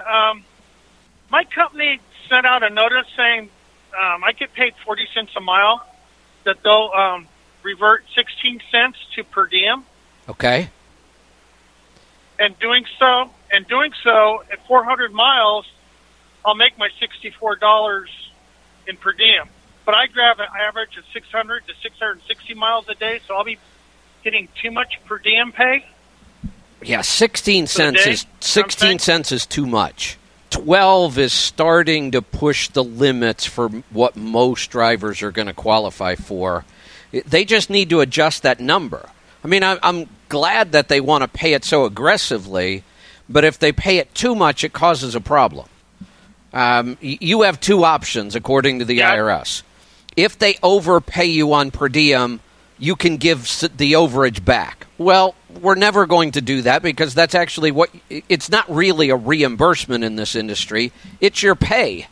So nobody's going to give it back. That's stupid. Or you actually have to show it on your tax return as income, which isn't that big of a deal, except it calculates or it complicates your tax return because it's just, I won't even go into it. So it's much, much easier if the carrier just stays under the allowable amount. Yeah, I was just wishing they'd just give us like $64 a day for being out on the road, but well. Yeah, if they actually paid the allowance, the $63 a day, that would be ideal. If they tracked the number of days and just paid you the full 63, then they would never go over, but you would get the maximum. That's the perfect scenario. Anytime we try to use a mileage to figure out an allowance that's actually per day has nothing to do with miles, it's just a guess, and we're going to be off in one direction or another. We're never going to hit it right. But I can tell you 16 cents is too aggressive. Yeah. They're going to create problems with that. And it's a shame because they're trying to do the right thing. I just don't know who came up with that number for them. Yeah. Now, how does that work for us? Since we can't claim it per day, but let's say I drive 400 miles today, and then tomorrow I drive 200 miles. The next day I drive 600 miles. All that matters. Does that wash out? No. All that matters is the whole year. So we'll take the entire year. We'll look at how many nights you were away from home. We'll multiply it by $63, and that is your allowance for the year. That's how much you're allowed to either deduct or get paid. So it's just one number. It doesn't matter if the mileage ever matched each day or not. It's just one number for the whole year. Yeah, I'm just wondering for the whole year, because I'm one of these people that stay out for 330 days a year.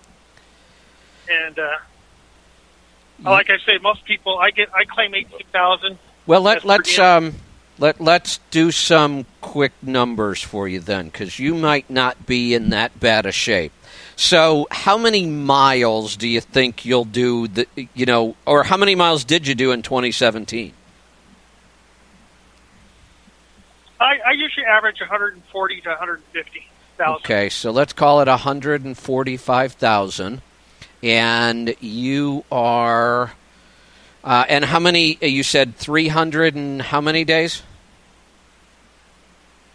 Around 330, 320. Okay, so that's 23.2. You're probably going to get paid. And if we do 330 times the 63... it looks like, in 2017 you got overpaid about $2,000 or so. Not a big deal. Not a big deal at all. If you've got a decent tax preparer, they throw it into other income. You pay a little bit of tax on it. It's no big deal. Yeah, I have rental income too, so. Yeah. Alrighty. You won't even. I was just wondering. I just pulled it off. You won't even notice it, and this is they made sure you absolutely maximized your per diem, which is the way you get your biggest. You pay the least amount of tax. Yeah. Alrighty. Well, thank you. If you want to hear something funny, I bought your Let's Truck on becoming an owner-operator. Yeah. From you. And you're over there in the Dalles. Well, I live over there in the Tri-Cities at Kennewick. Right. And the post office, you mailed it to me. The post office sent it to Portland, then to Oakland, then up to Spokane, then to my post office before it got to me. That took about a week and a half. Oh, man. Yeah, that's a shame. And our business partners in the Tri-Cities. Yeah. Oh, they're in the Tri-Cities? They've gotten it sooner? Oh, Lord. Well, we don't have the product up there, but, it's just kind of funny that, Aaron is right there in the Tri-Cities. And, we're not that far from you. It's a couple hours drive, and they ship it all over the country to get it there. Yeah, 2 hours, 2.5, yeah. Yeah. Yep. Well, you're welcome. Thank you, sir. You guys have... Yeah, you're welcome. Thanks for the call. Let's head off to lots of oil samples today. Mike in Arizona. Hey, thanks for taking my call. I love you guys, what you do for guys like me, and just thanks. You're welcome. So I bought this truck over the winter holiday there, the Christmas break between Christmas and New Year's, and it's a 2000 Volvo 770 with the N14 in it. Okay. Of course, the guy wouldn't let you ride road test it, but I got it down. I paid less than $10,000 for it, so it wasn't that bad a deal. Oh yeah. Really clean. Other than it's going to need some. It's going to need some. Inside is really really clean. Just the drive line's going to need some attention, which is in the shop now. But take a look at that and look at the lead on that one rear end, and then also, of course, the transmission. They took both the rear ends out, the transmission apart. They dropped the oil pan, and because there's a seal back there, they wanted to replace. But they don't do motor work. This place I got it at, which I can almost kick myself for. Yeah. Okay. But they. I don't know. You think that motor, if you look at the numbers in there, see, where's the engine at right here? The lead is at 56. Now, we don't have any history of this. That's the bad part. I don't know how long the oil was sitting in there. But if you go farther down the line, the magnesium, the zinc, the phosphorus, is that telling me I got antifreeze in there? You know what? I've got a... I don't think I have your engine sample here. I've got the differential, but I don't have the engine. Let me see if... Let me check this one. Well, the way Caterpillar sent it to me, they put it all oh, okay. in I one see. email. There's multiple pages here. Got it. Okay. Now I'm seeing it. And again, that's how they did it. Yeah, and it's just a different oil sample. It takes me a little longer to look at it. So there's the rear differential. That one actually looks pretty good. That one's not bad. Here's the engine, I believe. Even with the iron in the rear one, that's 798. They don't. I mean, we're picking it apart. Let's see if they're telling me. Oh, no, this is the engine here. No, I don't see anything wrong with this engine. That's not enough to be coolant. I mean, we always have some sodium and potassium in the oil. It's not elevated. So, yeah, I'm not seeing any big deal there. The transmission... that one looks like there could be some dirt getting into it, and also the front differential looks like you're getting some dirt in. Yeah. And you're just going to see some of these numbers just because of high mileage and age. So I'm not seeing anything. For a $10,000 truck, I don't see anything here I'd be too worried about. I mean, I might even be tempted just to clean everything up, change the fluid in it, and run it a while. Yeah, well, like I said, I dropped it off at the shop by the house, and they pulled both the rear ends out on Friday. They took the transmission out on Thursday, and the transmission, they said, yeah, there's stuff in there that's going wrong, you know. But they can rebuild all that at their shop. They just don't do engine work. Yeah, okay. Maybe while they got the paint on, they can inspect those bearings. Maybe I can send somebody in there to inspect those bearings on the bottom. Would that be wise? No, I don't think I would. I mean, I'm not seeing anything that, we very, very seldom ever see bearing failures anymore. So I'm not seeing anything in here that would indicate we have a real bearing issue. I think I'd, maybe, run it for a while after they do the drive line, pull another engine oil sample, and then let's take a look at it. We'll be right back. Stick around. I'm Kevin Rutherford.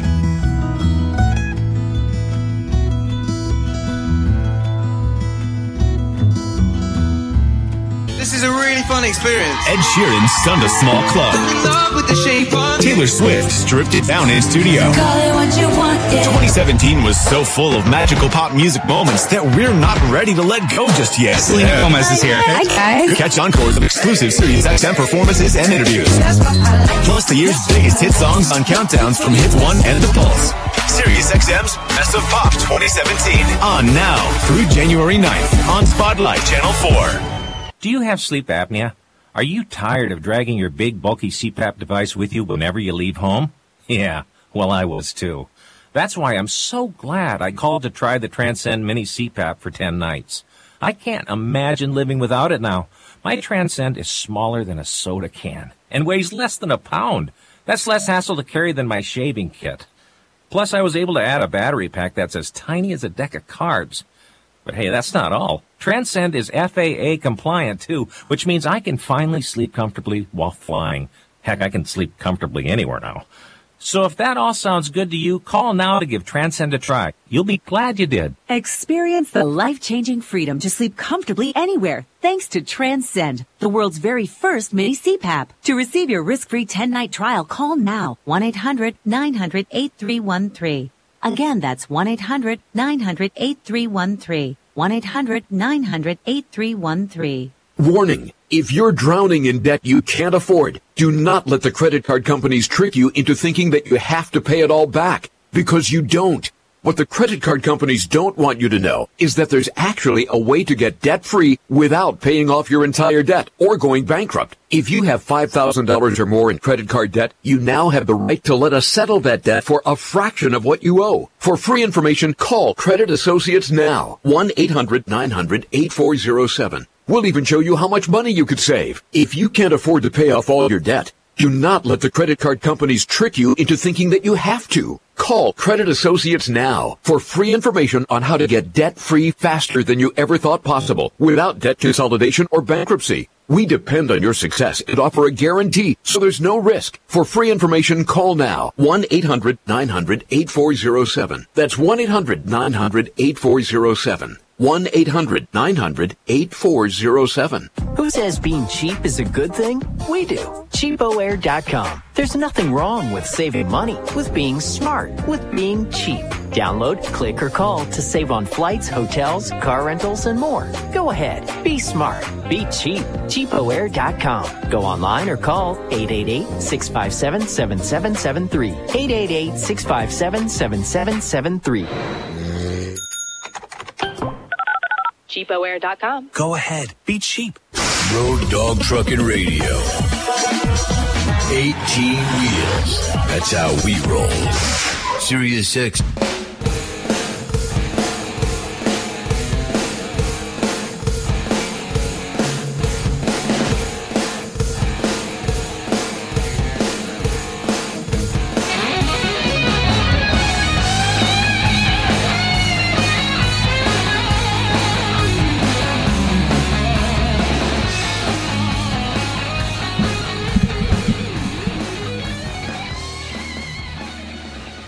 Welcome back. I'm Kevin Rutherford. The number to join us, 8888 Road Dog. We're going to get back to the phones. Let's go to Iowa. Brandy, welcome to the program. Thank you for taking my call, Kevin. I have a tax question. So I itemize every year, and basically I get a pretty good refund, I believe, from the meal deduction thing. And I just basically need to know for 2017, I did the days in the calendar and how many days I worked, and then compute it all out to how much, and that's generally where my major deduction comes from, and it sounds like I'm going to lose that unless you can tell me otherwise. Well, let's be clear. The tax return you are getting ready to file right now for 2017, nothing changed. Nothing whatsoever. It is exactly the same as it was last year. 2018 is when you lose the ability to itemize, but it's not as bad as it sounds, and for some drivers, they're still going to get a tax break in 2018 because they've doubled the standard I just thought deduction. I was going to lose my money. Well, you're not, though, and there's no way to know that. I mean, I even as much as I know about taxes, when I first looked at this tax bill, I thought every driver who itemized would lose. Well, I did the numbers this morning, and that's just not true. I did somebody that makes $50,000 a year, and they're out 265 nights. And under the new tax bill, they actually pay a little over $600 less, which would mean your refund would get $600 bigger if that was your situation. Now, everybody's different, so, I can't say for sure. But I will say this, I know the averages. I know what drivers make. I know how long they usually stay out. The average driver, even though he lost the ability to itemize his per diem and itemize anything, still pays less tax under this bill. I'm okay for next year, but I want my money this year because I'm counting on it. And well, excellent. But that's very good news. Yeah, and like I said, next year your refund might actually be bigger. Yeah. I was probably due per diem for next year, but I just really thought I was going to lose this year because it's like, oh gosh. Yeah. Now, you're me out of debt. No, you're fine. Your refund will be exactly. It's going to change a little because all the numbers change every year, but nothing in the tax code changed at all. So now the real benefit in 2018 is going to be if you could get a carrier to pay the per diem, to reimburse the per diem.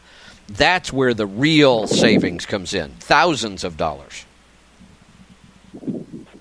Excellent. I really appreciate it. Thank you very much for the good news. You're welcome. Yeah, I originally thought it was mixed news. Across the board for owner-operators, this was a gift. I mean, really. I didn't vote for Trump. I wasn't all that excited about him becoming president. And I have to say that I voted Libertarian because I almost always do. I looked at Trump, went back and forth many, many times, and still I would rather see a Libertarian in almost any office. But it's not going to happen anytime soon. But I still want to vote my conscience. But I have to say, I'm pleasantly surprised so far. The economy is doing great. The market's doing great. This is an awesome tax cut for business, but it was also good for employees.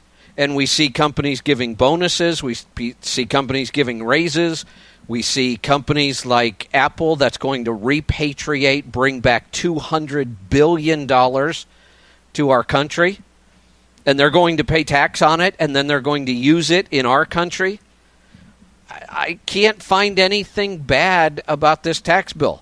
I certainly could have been better, and I'd still rather have a fair tax.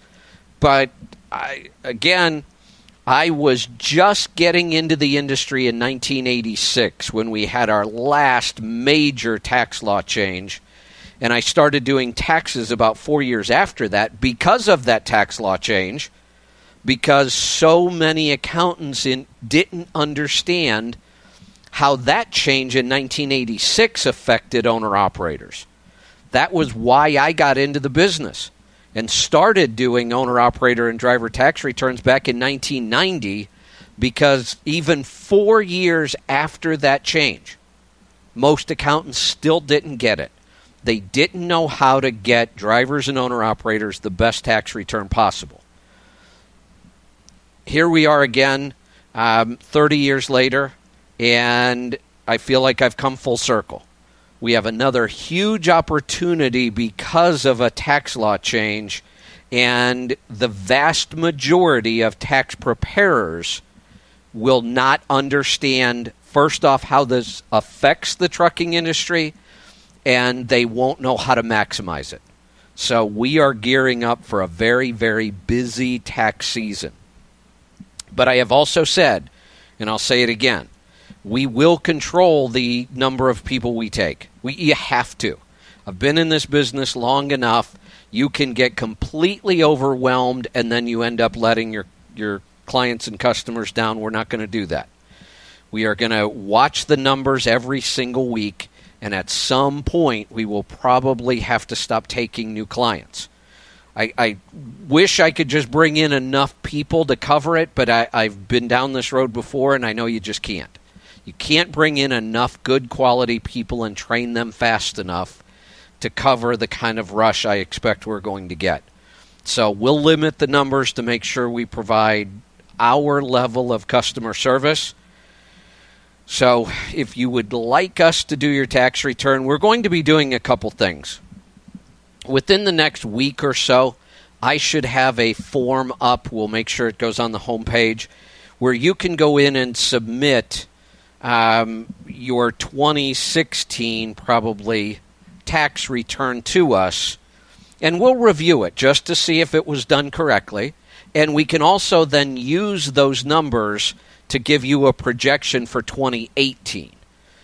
Because nothing changed in 2017. You don't have that return done yet. We'd love to do it for you. But if you give us 2016, we'll do a free review and we'll do a 2018 projection. I'll have more details on that by next weekend's show. And if you follow me on Facebook, if I get it done sooner than next weekend, we'll post it up there. We'll probably send out an email.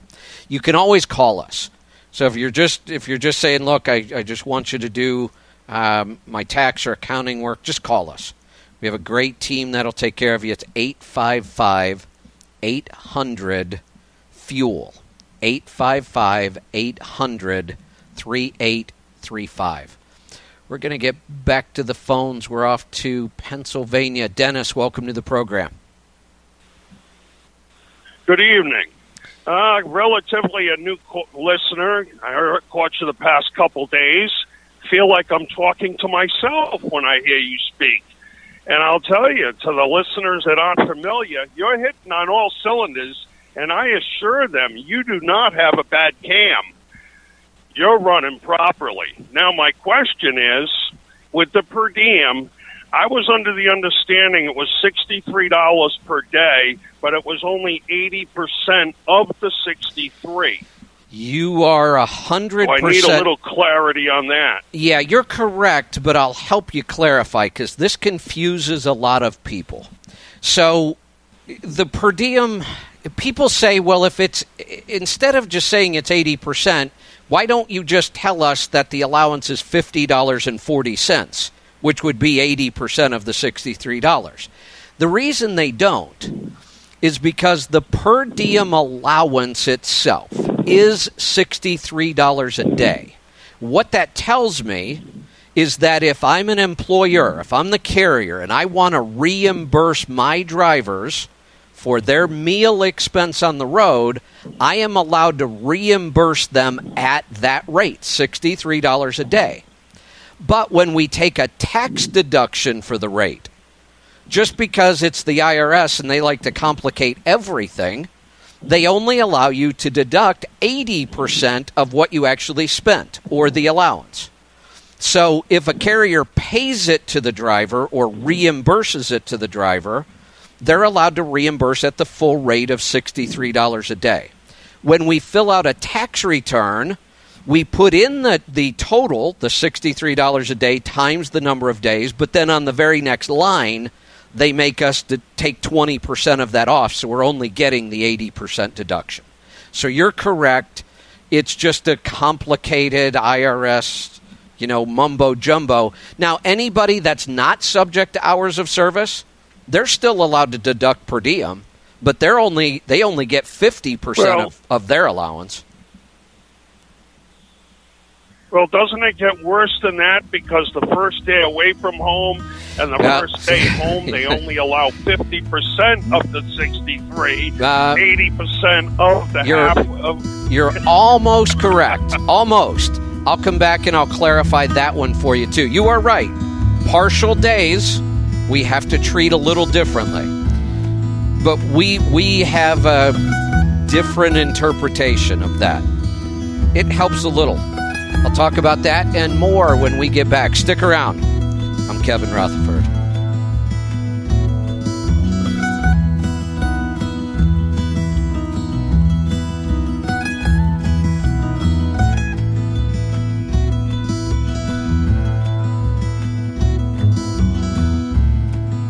The Tim Ridley Show, a community of drivers discussing everything trucking, from financial issues. Is there really a driver shortage, or is it a pay shortage? To health issues. We have medical professionals on our show to help you. Hear what over 1 million miles of experience sounds like. You missed the power, but not the truck. Don't pull as well as you used to with that big kitty cat you had. The Tim Ridley Show, weekday mornings at 5 a.m. East. It helps out to have somebody that's like-minded in trucking. On Road Dog Trucking Radio. 2018 is not just a new year. It's also an opportunity to grow your business with top talent. But how do you find it? ZipRecruiter. One click sends your job ad to over 100 of the web's leading job boards. But ZipRecruiter doesn't stop there. Their smart matching technology will instantly alert quality candidates about your job. That means you'll start getting great candidates with the right experience almost as soon as your job is posted. No wonder 80% of employers who post on ZipRecruiter get a quality candidate through the site in just one day. The right candidates are out there. This is how you find them. ZipRecruiter, the smartest way to hire. People from businesses of all sizes trust ZipRecruiter for their hiring needs. We're so confident ZipRecruiter will get you better results than anywhere else. We'll let you try it free. That's right, free. Just go to ZipRecruiter.com/try free. That's ZipRecruiter.com/try free. ZipRecruiter.com/try free. Your brain is an amazing thing, but as you get older, it naturally begins to change, causing a lack of sharpness or even trouble with recall. Thankfully, the breakthrough in Prevagen helps your brain and actually improves memory. The secret is an ingredient originally discovered in jellyfish. In clinical trials, Prevagen has been shown to improve short-term memory. Prevagen, the name to remember. Now available in stores everywhere. Statements have not been evaluated by the FDA. This product is not intended to treat, cure, or prevent any disease. Moving the Chains on SiriusXM NFL Radio. They don't just speak to the insiders, they are insiders. Jim Miller, 11 years as an NFL quarterback and a Super Bowl champion. Pat Kerwin, NFL coach, scout, and executive. But that's who he is. We have this image of this kid like he's the savior. Do we want to go down the road of paying this kid that much money? It's Moving the Chains weekdays at 3 p.m. Eastern with me, Jim Miller. And me, Pat Kerwin, on NFL Radio Channel 88. I'm Todd Bork, the Weather Channel with an interstate weather update. North-south interstate starting north with periods of rain and even some higher elevation snow and freezing rain along I-5 in Washington State and the parts of Oregon. Farther off to the east, we have periods of rain showers along I-35 from Texas and Oklahoma. And then it does change quickly over to parts of rain, even some freezing rain as you work your way into Missouri. I-39, I-55, and I-57 from Illinois, we have gentle rain, freezing rain, even some light snow. The farther south you are on I-55 does change more over to rain from Missouri all the way down to the Gulf States. I-65, we have general light sleet and freezing rain in parts of Indiana. Change back over to rain from Kentucky, Tennessee, all the way down through the Gulf States once again. I-75, periods of light snow showers from Michigan into Ohio. Don't be surprised some light freeze rain could mix in into Kentucky as well as Tennessee. Really, be careful no matter where you are, from the Great Lakes all the way down into Texas. I'm Todd Bork with Custom Weather Drivers twice now on the Road Dog, Sirius 146. Your money, your taxes, your truck, and your road to success in the trucking industry. Now, back to Trucking Business and Beyond, the show that puts the money where it belongs. Back in your pocket. Welcome back. I'm Kevin Rutherford. The number to join us, 8888 Road Dog. We've got about an hour left in the program. Still time to get through. The website is letstruck.com. I'm going to go back to Pennsylvania. So, Dennis, when I read the regulations on per diem and how it's calculated, it's changed a couple times over the years, but for the last 5 or 6 years, it's been pretty consistent. We actually claim 75% of every partial day. So the day you leave, the day you come home, we claim 75%. But you're right, they just like to complicate everything. Yeah, that they do. And I could get into even worse because I believe it also has a stipulation about different regions. No. So I'm assuming that is an accepted number. Let me correct you there. This is where a lot of accountants screw up. There are two completely different sets of rules for per diem. This is why this has been such a big problem in our industry. Per diem is a common deduction for everybody who travels for business. In any industry, per diem is common.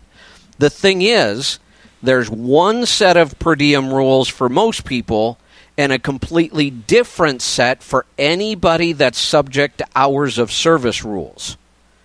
So truck drivers, plane pilots, train engineers, boat captains, things like that. So many accountants don't realize there's a second set of rules. Under the normal, I'll call them normal per diem rules, you actually have to look up every city. So if I travel on business and I'm in San Francisco, I have to go look up the rate in San Francisco. The next night, if I'm in Boston, I have to go look up the rate in Boston. So there is no allowance like the $63 rate. It's all over the board. It might be $32, might be $81. So that's one difference. Well, imagine as a truck driver if you have to try to figure out every city. That's insane. That's why they gave us a new set of rules. But the other one is, under the normal rules, you only get to claim 50% of the total deduction. We get to claim 80%. That's why many truck drivers end up with a much smaller deduction than they should have had because their accountant uses the wrong set of rules. Well, weren't we at 50 and then brought down to 50 and then Clinton brought it back to 80%? You are correct. Something like that took place. You are correct. When I first got into the industry, we were at 80. Then we got knocked down to 50. And then we got the 80 brought back. I just don't remember who was in office when both changes happened. Yeah, well, I'll tell you, it's been a pleasure speaking with you. I have to argue with people all the time. They don't believe me. And I'll tell you, I've really enjoyed hearing you. It's like echoing. And I did make a request of the young lady on the phone to have some staffer get a hold of me because I have a CPA. He's been a CPA, and I had to twist his arm to try to get him to go into the book that said transportation worker right. or something of that nature to right. really get him to go for the per diem. And I've just had too many little quirks like that. He doesn't steer me right. I have an LLC. It sounds like my LLC should be writing me a per diem check instead of him just throwing it on my personal. Yeah, because it sounds like there's a tax benefit to that. There is. The LLC gets to pay you 100%. If you deduct it, everybody understands not everybody, but a lot of people understand you lose the 20% on the tax return. What they don't realize, though, is as an employee, you also lose the other 2% of your adjusted gross income because that's another calculation we have to do on an employee's tax return. All itemized deductions get reduced by 2% of your adjusted gross income. So the more you make, the more you lose in your deductions. So when we don't want the employee to have to take it as a tax deduction. That's where we get the least benefit. Well, I've really enjoyed this conversation. I'll go on listening to the program and I'll call in some other time as well. Thank you. I try to come up with some reasonably good questions. Well, you had very good statements today because you were right on top of this. It sounds like you know way more about this than your accountant does. I'm afraid of that, yes. Well, unfortunately. All we do is trucking. So great to have you as a new listener. I will tell you that the show is about a lot more than taxes. If you've only been listening for the last week or so, clearly taxes are a big deal right now for business. But the show, Trucking Business and Beyond, we cover everything. Fuel mileage, tires, maintenance, business strategy, business planning. A lot of the regular listeners know I don't talk about my background a lot, but I'm third generation owner-operator. My grandfather was an owner-operator. My father was. I've had lots of family members who have been, so I kind of grew up in the business. Bought my first truck when I was 22, my second truck when I was 23, so I was running 2 within the first year. And by the time I was, if I remember right, I was like 26 or 27. I had 11 trucks. I was doing some brokering. I had a service truck, and I almost went bankrupt because I didn't have a clue what I was doing in business. So I had to really get a business education, and I didn't file bankruptcy. I dug my way out of a lot of debt and started doing taxes and accounting, kept the trucks. So I owned trucks and employed drivers for almost 30 years. I finally sold my trucks and my contract in 2012. Been doing taxes and accounting since 1990. Started the radio show in 2007. I've been doing seminars for 25 years. So this is what I do.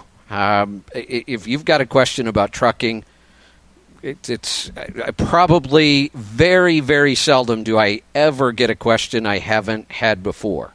And if I don't know the answer to a question, I go do the research. It's what I love to do. I read every day. I read 2 books a week on average, sometimes more, usually not less. And I love doing research. A lot of the regular listeners know this. The only thing I don't go do research on, compliance issues. I hate compliance. I know enough to get by, which means I probably don't know much more than the average driver when it comes to compliance.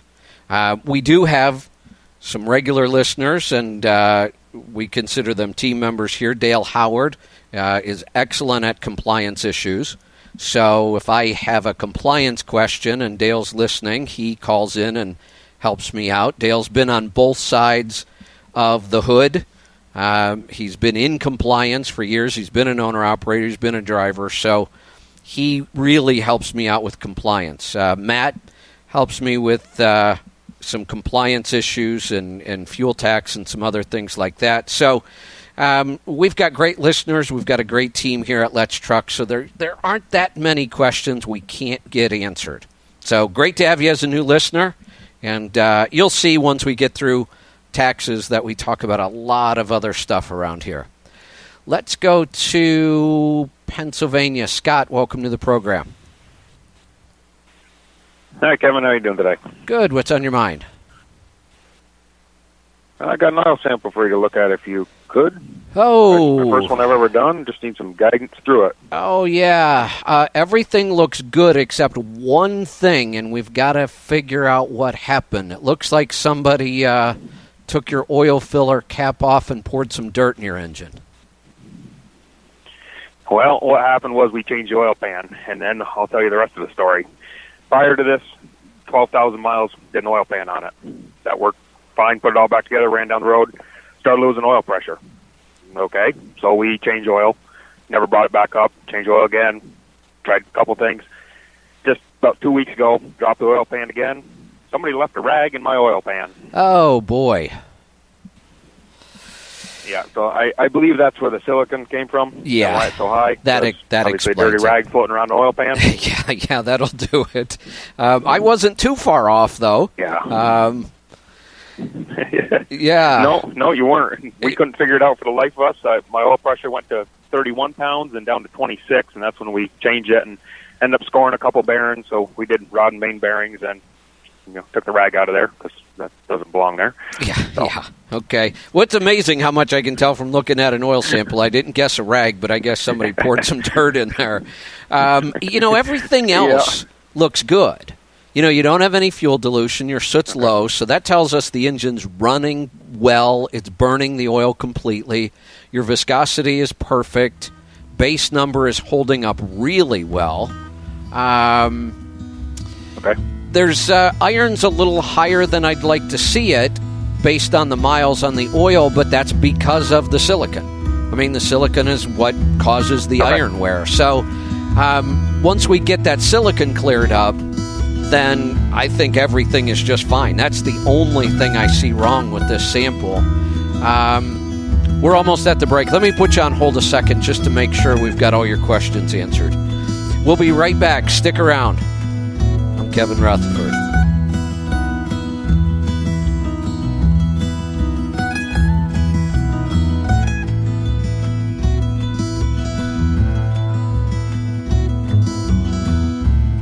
Last year's breakthrough artists like Portugal the Man, Halsey, Carly Pierce, and Lil Uzi Vert broke through first on Sirius XM. And with over 75 commercial-free music channels to choose from, you're invited to start exploring. I've got no rules. Because your favorite song of 2018 is out there now, just waiting to be heard on Sirius XM. Message and data rates may apply. Remembering when to change your fridge filter is a hassle. Remembering the right filter is almost impossible. So at Filters Fast, we have some good advice. Forget it. Instead, remember this. Text DOOR88 to 543-543 and check fridge filters off your to-do list forever. Get it all taken care of for a fraction of big box store prices with a Filters Fast brand filter. To see how much you can save, plus get free shipping, text DOOR88 to 543-543. With a huge range of brand name filters available, Filters Fast is America's #1 online filtration company. And you can get a Filters Fast brand filter for a fraction of the price, delivered to your door every time you need it. No need to remember. It's not a matter of if you need a fridge filter. Why not text to get it taken care of? To see how much you can save and get free shipping, text DOOR88 to 543-543. That's DOOR88 to 543-543. Policies issued by American General Life Insurance Company, Houston, Texas. Not available in all states. For details, visit AIGdirect.com. Do you have a family? Would you like to help make sure they'll be taken care of if anything were to happen to you?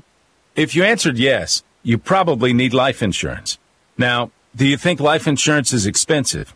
If you answered yes to that too, you definitely need to give AIG Direct a call. We could find you a $250,000 policy for just $14 a month, which means you could save hundreds of dollars a year.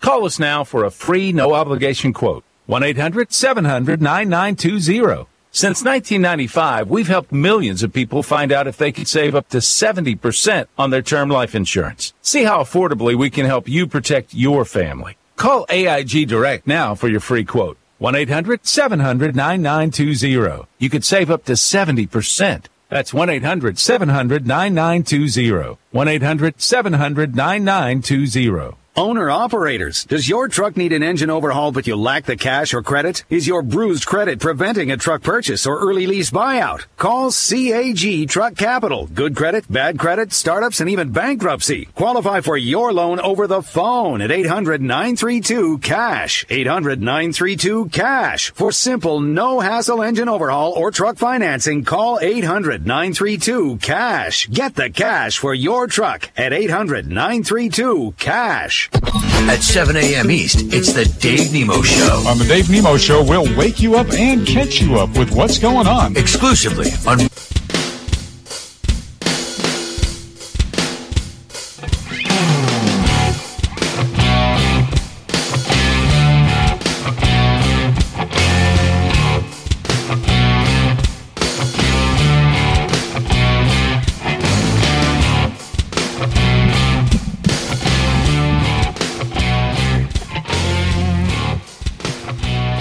Welcome back. I'm Kevin Rutherford. The number to join us, 8888 Road Dog. I'm going to go back to Scott in Pennsylvania. Scott, you know, silicon is one of those contaminants that once it gets in the oil, it takes us a while to get the levels back down. What we start looking for in our samples is to make sure it starts decreasing and it's not increasing anymore, and that way we know we have the problem fixed. But there's enough oil, especially in an ISX, that gets left up in the head when you change the oil, that it's hard to get that number back down to normal. Okay. All right. So it'll take a while then. So, okay. Other than that is, I mean, this is the first sample I've ever done with you, with OPS and, you know, through you guys. Does everything else look like it's filled out properly to you? I mean, at a quick glance? Yep, yeah, it looks really good. You know what I might recommend, just because the ISX always worries me a little bit, and I'd rather not have dirt in there. I might do a couple quick oil changes. You know, maybe a 10 or 12,000 mile change, just to get that number back down. Okay. Okay, yeah, because I've only got about 5,000 since we did the oil pan again, the bearings and everything. So I'll change it about 12,000 and we'll go from there. So yeah, I appreciate it, Kevin. Thank you for taking my call. You're welcome. The other option is there is a company that's out there that has a really nice oil flush machine. Pittsburgh Power has one where they actually, when they do an oil change, they have a solution that this machine runs through the engine. So we get all the junk out of the galleys and we get all the used oil out of it. That is a way to really clean them up quickly. Okay. So something to think about. If you can get to Pittsburgh Power, well, you're there in Pennsylvania now. If not, I don't know what other shops have it, but I've seen many oil sample results before and after, and it's a pretty amazing process. Let's go to Baton Rouge. David, welcome to the program. How you doing, Kevin? Good. What's on your mind? Hello? I was just wondering, I know you're always talking about how the rates have all went up, and I'm on my boss a lot about it. I'm a company driver for a private company, and I picked up my load today that I normally run to Houston, and my normal backhaul was $1,800 to $2,000 back to Atlanta. And I got my sheet today because he always gets my load early, and it showed like $1,800. And I was like, dang, is that all? And I flipped to the back page, and this is a 1,000-mile run with one extra pickup. It said market conditions, $4,000. It jumped up to $4,000 just for a 1,000-mile run back to Atlanta. Isn't that crazy? That's the kind of driver. That's the kind of stuff we are seeing all over the place right now. And this is a broker load, you know. I mean, plus I get round trip mileage from private companies, so that's $1,000 for me on the load, plus another $360 just for driving extra. So that's not bad for a day and a half's work. No, extra money. That's awesome. So I like to take examples like this because they're real world. You're calling in. I completely believe those numbers because I see them on the load boards every single day. That's not even an extreme example. That's a normal example right now. So here's what I like to do. For years and years, people call me and they will just scream up and down how the brokers are ripping them off. And I try to say, look, they're just in business like you are. They want to make as much money as they possibly can. You have to build better relationships and negotiate better. Well, so let's take an example. That load used to pay about $1.80 a mile, is what you were telling me. And a guy might call me and say, I'm only getting $1.80 a mile, and I think the broker's ripping me off. And I 2 years ago, I would have said, okay, well, what do you think you should get paid for that load? Well, I don't want to pull anything like that for less than $2.30 a mile. Okay, well, you're not getting it because it was $1.80 a mile. Either go find a different load, negotiate better, build a relationship, something. Don't just sit and blame it on the broker. But that's what they like to do. Well, my question now would be that if they get that load offered to them at $4 a mile, are they going to tell the broker, no, that's just too much. $2.30 will be fine, because that's what I would have been happy with 2 years ago. How many people are... Yeah. You're correct. Yeah, it's no different. When the brokers are in control of the negotiation, they're going to negotiate the very best rate they can for themselves. And when we're in control, like we are now, we're going to negotiate the very best rate we can for ourselves. That's just business.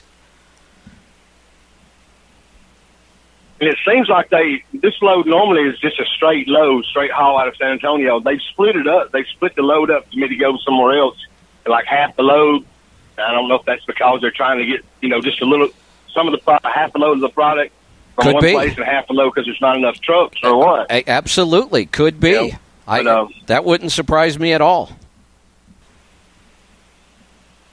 But anyway, I just want to let you know that I think everything that you do for us. Well, I appreciate that. I love those kind of real-world examples. And like I said, I'm on load boards all the time, and I see it. It's $3-4 a mile freight right now is common. And that's wonderful. I love that. I will also warn you. I mentioned this yesterday. There's a very popular phrase in investing. Pigs get fat, hogs get slaughtered. You don't want to be greedy. Now is so 2 years ago when people would call me and complain that they couldn't make any money and the brokers were screwing them, and I would say, well, look, stop chasing the rate on load boards. Start building relationships with 3 to 5 good brokers and learn how to negotiate.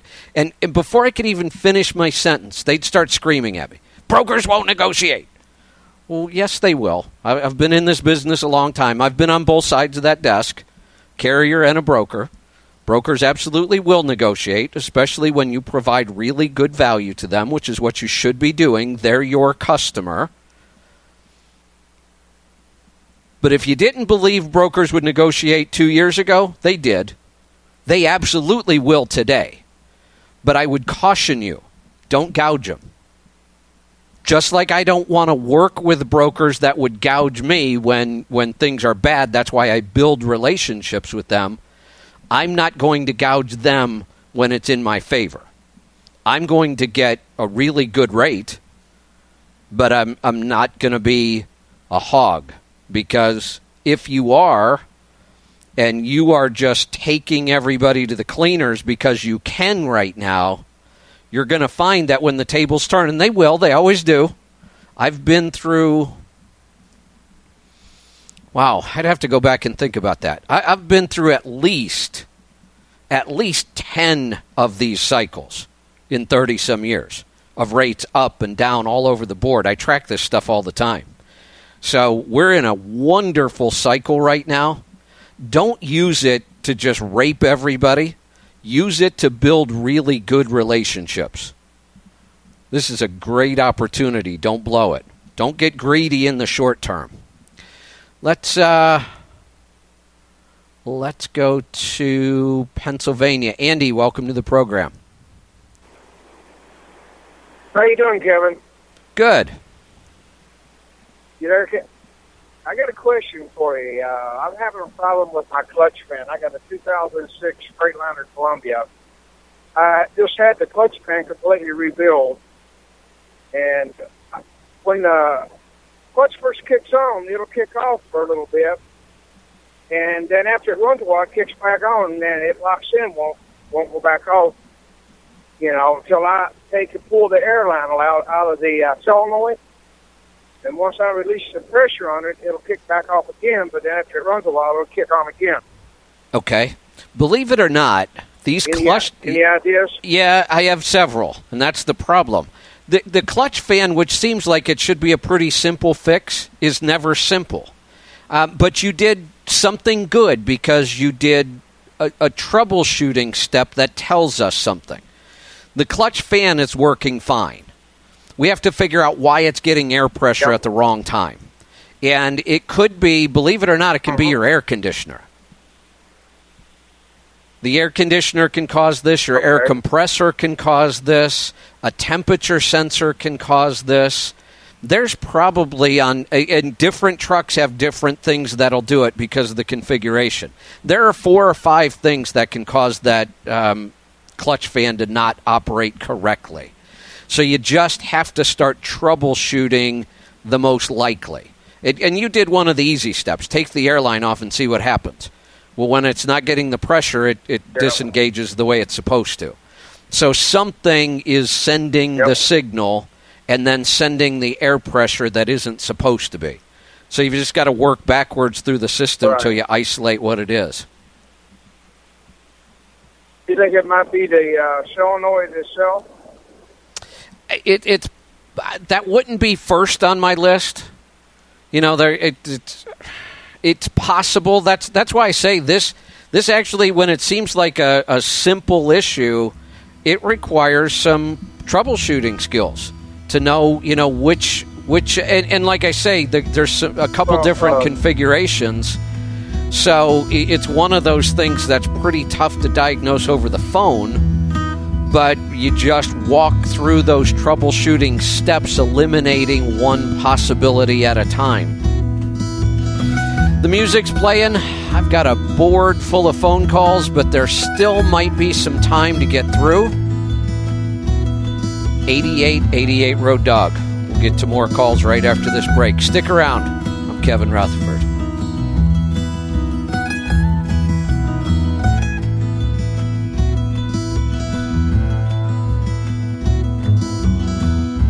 You ready? Road Dog Trucking Radio gives you a different kind of trucking show. About life, about love, about work, about career, the trucking industry. Meredith Oaks, Christy, it's freewheeling. Where drivers go to get informed and talk about the world at large. What a concept. Freewheeling with Meredith Oaks and Chris T. Weekdays from 11 a.m. to 2 p.m. It's a self-discovery journey. And again at 8 p.m. to 11 p.m. Because it is a gift to the world. Exclusively on Road Dog Trucking Radio and on the SiriusXM app. Truck drivers, Schneider is offering more types of driving careers than ever in 2018 and will be holding hiring events nationwide in January. Meet one-on-one with a local recruiter with the potential for a same-day interview. And with orientation classes starting every week, you can start quickly with Schneider, an ELD-compliant industry leader. Find a January driver hiring event near you and learn what to expect at the event at schneiderjobs.com/events. That's schneiderjobs.com/events. When would you prefer to spot that burglar?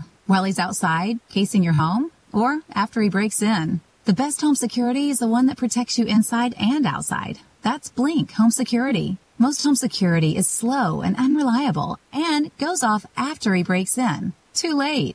Blink is proactive home security, which is why I have Blink. It's motion activated. The instant Blink detects some crook snooping around my home or looking in my car for the garage remote, I get an instant alert and a video clip on my smartphone. Blink helps stop the crime before it happens. Blink cams are wire-free, set up in minutes, and run on batteries you don't replace for years. And Blink's live feed option lets you monitor your home anywhere from your smartphone. Blink is offering an amazing deal. Get 3 Blink cams for what the other guys typically charge for 1, plus 10% off. Visit blinkprotect.com/news. Visit blinkprotect.com/news. Visit blinkprotect.com/news. Owner-operators, does your truck need an engine overhaul but you lack the cash or credit? Is your bruised credit preventing a truck purchase or early lease buyout? Call CAG Truck Capital. Good credit, bad credit, startups, and even bankruptcy. Qualify for your loan over the phone at 800-932-CASH. 800-932-CASH. For simple, no-hassle engine overhaul or truck financing, call 800-932-CASH. Get the cash for your truck at 800-932-CASH.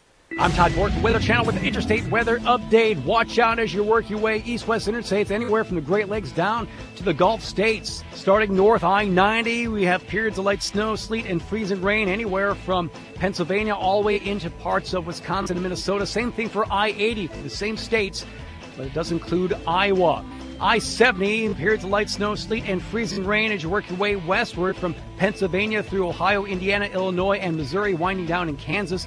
I-64, we have the period of light rain, freezing rain, and snow. It's going to be from West Virginia all the way into parts of Illinois. I-40, it's going to be general light rain showers, but some freezing rain could mix in from Tennessee into parts of Arkansas, Oklahoma, and Texas. I-29-10, we have some spotty light rain showers, basically from the Gulf States into Texas. I-90 out northwest, we have periods of light snow and freezing rain in Washington State.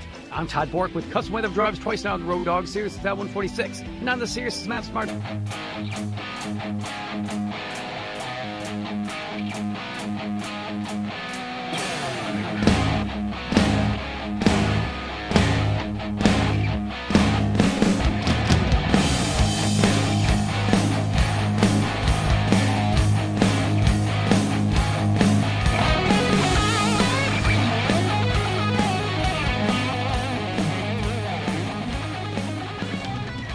Welcome back. I'm Kevin Rutherford. The number to join us, 8888 Road Dog. We're going to get back to the calls.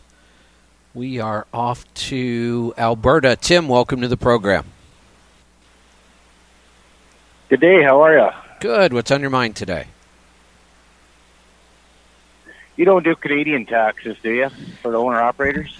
I don't. I lost all my hair trying to stay on top of the U.S. tax code. The last thing I need is trying to keep two countries straight. I kind of figured. And I got a question for you. I bought a 2013 Peterbilt last year, new owner-operator. And now I'm at the position where I'm going to buy an old truck. I could pay cash for it. I've got a bunch of money socked away to go through it, get it ready for springtime. I'm not sure if I'm going to sell this truck or put a driver in it. But on the truck I'm looking at buying is an 87 Kenworth cab over. What should I go through before, I mean, other than the obvious changing all the fluids and everything, what should I be looking for to kind of fix over the winter before I try to put the truck on the road in the spring? Yeah, on an 87, I would be looking at anything made out of rubber, hoses, belts, tires. Look at the manufacturer date on tires. If they're more than 5 years old, just get rid of them. If they've been sitting around, I just, even when they look amazing, I just don't trust old tires that have been sitting outside. So I just get rid of those. Belts and hoses, not a bad idea. Since you're going to do hoses anyway, it's not a bad idea to pull off a lot of the cooling hoses and do a complete flush of the system. Because take all the hoses off and replace them. And would you recommend taking the air-to-air and the rad and taking them and getting them pressure tested while that's all being done? No, because it's easy enough to pressure test the charger cooler right on the truck. I don't like the idea of taking it out of there to do it. Because we can smoke test it, we can pressure test it right on the truck. Radiator, maybe, the good news is now the inspection scopes are so darn cheap, like a video inspection scope, that, we can run down inside the radiator and look at it and see what it looks like inside. We can get up between them and look at it. So, I would spend $150, $200 on a good video scope, and that way you can get into wiring harnesses, because that's another place I would check. Sometimes, mice have a habit of chewing up wire insulation, and that can cause a mess later on. So I inspect all the wiring harnesses. Fun stuff. Yeah, and I would take off and really clean all the grounds really well. Find all the grounds on the truck, pull them off, grind them back down to bare metal, put all new connectors on the end, and then cover them with dielectric grease. Other than that, all right, you're not going to find all that much. It's a mechanical 3406 cat, so there's not a whole lot. Right. But I was kind of thinking the same thing, like just change all the brake pods, change the rubber lines going through them, check the rest of the air lines, that kind of stuff. And just kind of spend the next couple months going through it, try to do as much as I can in my shop where it's free labor instead of doing it on the road somewhere. Well, and that's what this... Well, thanks. I really enjoy your show, and it's... You're welcome. And this isn't... You're not going to spend a lot of money on parts. You're going to spend it all on labor. So that's... If you have your own shop and the ability to do this, I would absolutely go deep into all of those things, because it's your time. I realize your time's valuable, but you'd much rather catch something now in your shop than have to try to troubleshoot it and find it on the road. But you'll be surprised. I mean, I bought that that 99 that had been sitting for almost 10 years. Yeah, and I had very, very few problems. I went through it really well, caught a couple things, mostly electrical, and fixed those, and had very, very few problems with it. Let's go to Minnesota. Lori, welcome to the program. Hey, hi, Kevin. How you doing? Good. What's on your mind today? Well, we are, my husband and I are over-the-road drivers. We own our own truck, and we finally found a really good accountant, which is, like you have been saying all along, it's really important. The thing is, we're an LLC. We have an S-Corp. What we're looking at is when I met with my accountant, I just got a new one, and he said that, we're paying our wages, and doing the taxes and whatnot. But he said that, because I asked him, how do we get, more, when we need more money, how do we get it into our checking account? And he said you have to do installments or move the money, but don't do it more than, like if you do it the same time every month, he said it's going to look like you need more wages. But we've never heard about this before, so I'm kind of wondering, is it something we have to write a check out to ourselves for? He's not incorrect, but there's no hard and fast rule on this. So if you get 10 accountants and 10 IRS agents in the room and you ask them all this question, we'll end up with 21 answers. And you do the math on that. Oh. Yeah. It is all over the board. There's nothing clear. I know people that take a standard draw every week. That's probably pushing it. You are better off taking random draws. But here's the other thing. Okay. This only matters in an audit. I mean, that's the one thing we have to remember is this is only going to be an issue in an audit. Companies your size get audited less than 1% of the time. So the odds of the odds of it being audited are really, really slim. And from everything I can gather, the IRS's budget keeps getting smaller and smaller. And this new tax law change is going to keep them really, really busy. So I think audits are going to be even more rare. And then let's say we do have an audit, and the IRS doesn't like the fact that you're taking these regular draws. Well, there's nothing they can do. That's not illegal to do that. They could say that, you should take more of a salary. Well, if we set a reasonable salary, and using their rules, reasonable means, is this fair market for the work you do for the corporation? Well, paying a driver is pretty simple. Pay a driver $40,000-$45,000 a year to drive the truck for his own corporation, and we're pretty safe with that. And that's what we've been doing. I don't drive as much as my husband does, so he makes the $45,000, and I take like $25,000. Perfect. That's just about the miles that I actually put in. Yeah, and that's reasonable. But, right. This, okay, all right. Well, that's what, we were kind of going with. But then when I looked at the guy, when he said just take an installment, but don't do it the same time every month or every week. And I'm like, well, and last year we didn't do the S Corporation, so we just took what we wanted and paid $15,000 in taxes. Right. And finally we got smart. And so, but I just was wondering what this meant. It sounds like he's just sounds like he's just a little too conservative. I don't worry about it nearly that much. And I'll give you another example.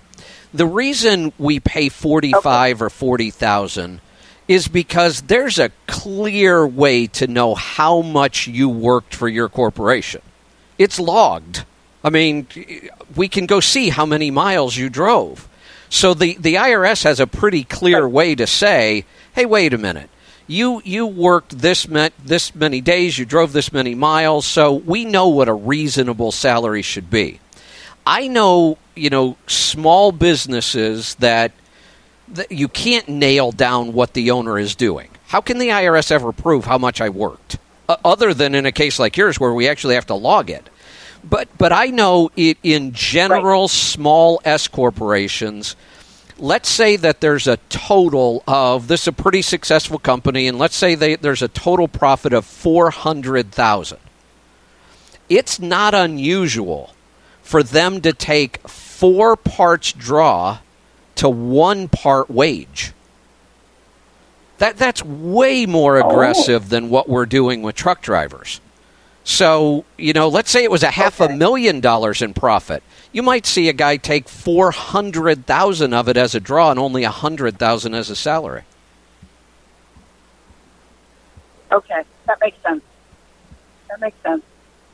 Well, then I feel a lot better because I feel like we are doing the right thing. And I do, like what you were saying, I think 3 episodes ago about keeping track and track your 1099s. And I do that constantly, and I make sure my dollars that they're saying on the paychecks, actually, I take that figure and I add it into the next paycheck. And I make sure that we're getting paid for the right amount. And perfect. So, but thank you so much. I love your show. You're Fantastic. welcome. You're All right, welcome. have a good night. Thank you. You too.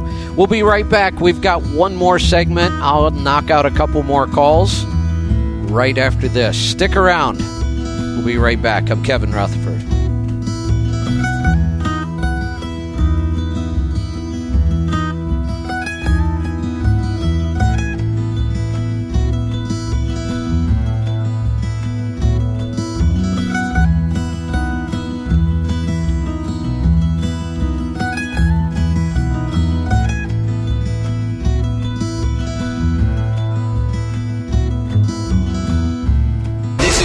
To be free. This is the year for God to act. Start your year with inspiring messages of hope on SiriusXM's Joel Osteen Radio. You're going to feel a new sense of joy, a new passion for your life. Discover your new beginning. Our God is more powerful than any sickness, any depression, any person, any hater. Every chain will be broken. Every limitation will be loosed. Joel Osteen Radio, SiriusXM 128. Acme Home Insurance. Yes, I'd like to make a claim. What are you wanting to claim, sir? My water heater broke down. Sorry, but your homeowner's insurance doesn't cover water heater breakdowns. So what do you cover? Home damage from things like earthquakes, volcanoes, a zombie apocalypse. A zombie apocalypse? But that'll never happen. But if it did, you'd be covered, sir. But not my water heater? I'm afraid not. But his water heater could have been covered with a home warranty from American Home Shield. We cover major components of air conditioners, plus 20 other home systems and appliances, like electrical systems, plumbing, refrigerators, and more. For valuable free information, call 1-800-700-4350. Homeowners insurance can cover what might happen. Zombies are coming! But a home warranty helps cover what will happen. Now the dryer won't work. Be sure with the Shield. American Home Shield.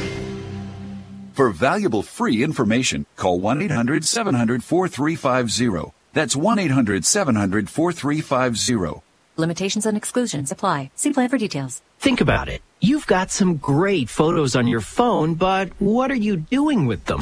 If you don't have FreePrints yet, you've got to get it. FreePrints is the free app for iPhone and Android that lets you print all those photos for free. You get 1,000 free 4x6 photo prints a year. All you pay is a small shipping charge. You can even print photos at other sizes for next to nothing. Using the FreePrints app is easy. Just select the photos you want to print, whether they're on your phone or on Facebook or Instagram, choose the sizes, and you're done. Your premium quality free prints will arrive on your doorstep in just days. With more than 100,000 5-star reviews, FreePrints is one of the world's favorite apps. Download it now at freeprintsnow.com and start enjoying real professional quality free prints. The app is free and so are the prints. No subscriptions, no commitments, just free prints. Go to freeprintsnow.com to get the app and your 1,000 free prints. That's freeprintsnow.com. Imagine a financial advisor who's a true partner in your success. I'm Mike Schrader, president of Baird Private Wealth Management. Trust is everything, and we strive to earn it every day. We listen to what you want to accomplish and help you make smart financial decisions in all areas of your life. And because Baird is employee-owned, you can trust that we're a financial partner with a long-term interest in what's best for you. Imagine the power of you and Baird. Visit bairdwealth.com.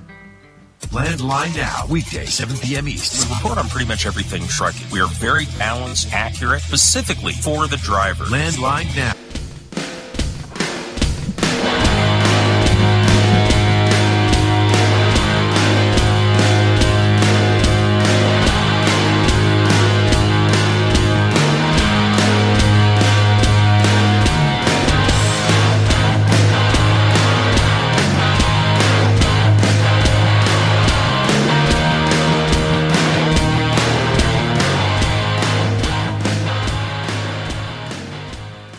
Welcome back. I'm Kevin Rutherford. We're down to the final segment Might be able to squeeze one more call in if you dial right now. I'm going to get to a call here. We might have a little bit of time. I'm going to go to Ohio. Joe, welcome to the program. How you doing, Kevin? Good. What can I help you with today? Good. I got a couple oil samples I'd like you to look at, and I have a question about an oil leak. All right. So, do you have my oil samples there? I have. Tell me the difference between the two. Let me open up the next one. Yeah, tell me about these two samples. Well, the older one has a lot of color in it. The more current one, obviously, looks better. Doesn't have as much color in it. So I don't know what happened with the one way back, except that it had a lot of miles on it. And this current one, I'm just trying to get a feel for where the engine is at this stage. All right. Because it had me very nervous back in November. Yeah. Do you have a bypass filter? No. Okay. And why'd we run? Go ahead. That was 29,000 on that one. That was your question? Yeah, I was going to say, why did we go so far on that one without a bypass filter? I've been stretching them over the years, and I've always come out good, so I just always stretch a little more. Yeah. So 26,000 was probably too much. Go ahead. You know, and the other thing we have to remember, if an engine has 100,000 miles on it, we can probably get away with that. We get up to 700,000, 800,000, 900,000 miles, probably not such a good idea anymore. And I think that's what happened. You know, we're over 700,000 on the engine. And, you know, since we've had so many calls about the ISX today, if there's one engine I don't like extending drains on without a bypass filter, it's an ISX. Because things have a habit of going south quickly. Even with a bypass filter, when the cam issue was happening, we never saw it coming in the oil sample. I used to tell people that all the time. Normally, we catch this kind of stuff, but we would never see that cam problem coming. Just out of the blue, all of a sudden, the lobes would be gone off the cam, and we never even saw it in oil samples. So right now, you only had 13,000 miles on this latest sample, but your iron is 79. That's about 4 times higher than I'd like to see it. So we're getting a lot of iron somewhere. Okay. And that's what I was trying to figure out from where. Well, iron is almost always upper cylinder. Pistons, rings, liners, stuff like that. It's almost always upper cylinder wear. So if this trend were to continue, you would probably start to see a lot more oil consumption. So I would either put a bypass filter on this, which is my preferred option, or I would be doing 15,000-mile oil changes at most. Okay. What's the molly beetle? Molly is, that word always gets me too. Molybdenum. Molybdenum, I think is the actual way you pronounce it. Sounds good. Molybdenum. I hate that word. Moly is a friction modifier. It's not in every oil. It's an additive, and there's lots of different additives you can use to do the same thing. Some oils put a lot of moly in, and they say it makes it really slick. It's not necessarily true. Nothing wrong with moly, but yours is in there because it's supposed to be. It's an additive. What happens sometimes, though, is the lab is looking for a certain number based on that brand of oil, and it's not always consistent. I've bought oil in 2 different locations. Exact same kind of oil. I just bought it in 2 different locations. Without ever putting it in an engine, I just send the clean oil to the lab, and we get wildly different numbers on the additives. So you can just ignore it. Yep. The same with the magnesium. So where it's just would an you additive. Where would you think this where would you think this engine is heading? We're seeing increased wear. So, and again, it's an ISX, so I wouldn't lose any sleep over it, but I would be cautious. I would not be extending drains unless you're going to put a bypass filter on it. I would be doing 15,000 max, and I would keep sampling. And, if it hasn't had an overhead in a while, I would get it in to do an overhead just so they could also take a look at the top end while they're in there. Okay. Which brings me to my next question of an oil leak. I have an oil leak, and it looks like it's coming out of the bolt hole on the exhaust manifold all the way up into the engine compartment, like where the engine is deepest up, close to the firewall. Now, anytime... Is there anything that should... Anytime we see what we think is an oil leak around the exhaust manifold, turbo, exhaust piping, anywhere in that area, we want to make sure that it really is oil and it's not fuel mixing with soot. This is a really common thing that we see. When people talk about, their turbo is slobbering, that used to be a really common thing, and it looks like oil, but it's really fuel mixing with soot. So sometimes you can smell it, and if it really smells strongly of diesel, it's more than likely unburnt fuel. So the first thing we have to do on that is just really verify that it really is oil and it's not unburnt fuel and soot. So that's where I would start. Just feel it. If it's fuel and soot, it's going to feel thin and kind of gritty. If it's oil, it should feel a little more viscous. And then smell it. It should smell more like fuel than oil. And then that'll tell us what we're really dealing with. And sometimes as an engine gets older, that's just common. Let's go to South Dakota for a quick one. Brenda, welcome to the program. Oh, hi, Kevin. Quick question. A while back, I've had a little bit. You were talking about co-op plans for healthcare, and I was just wondering, how do you go about finding one? Yeah, I don't know if co-op is the right word. It's not a bad word. They're basically called health sharing ministries.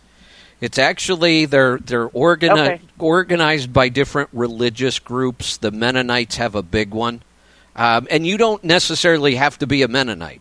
It's just that they want you to follow. Right. I saw one under. Go ahead. Oh no. Yeah, I heard you mention that one to another caller, and then I've seen Christian ministries on there. Right. Because I'm just having a hard time trying to find a healthcare plan that's reasonable, and I'm fairly healthy. So I was just wondering maybe that might be a way for me to go. I really believe in them. I mean, I think we can't call them insurance. We have to use a lot of different words. We don't use deductibles. We don't use insurance. We don't use copay. Because they're not insurance. They're not governed by insurance rules.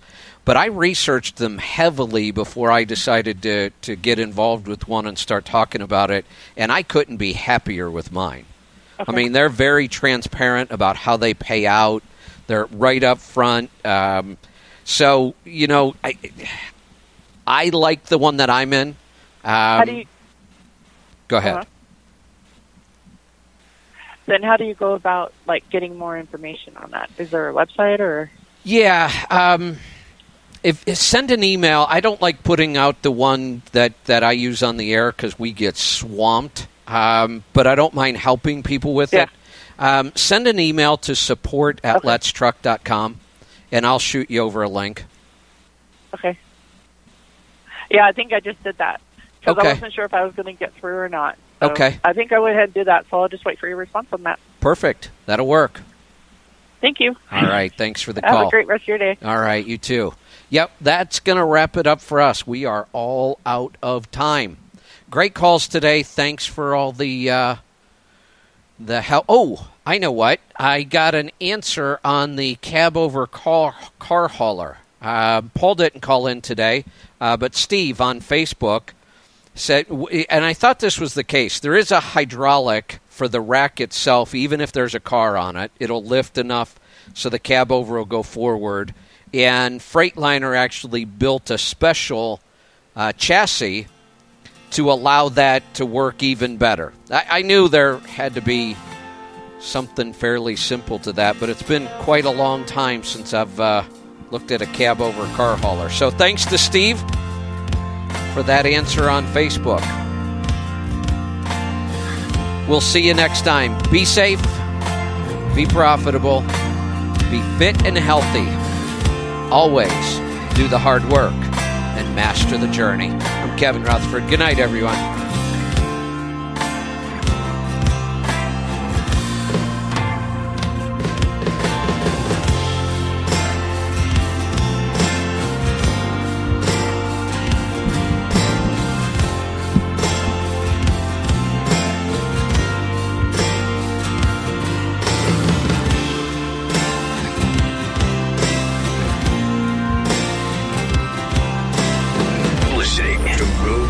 Trucking Radio.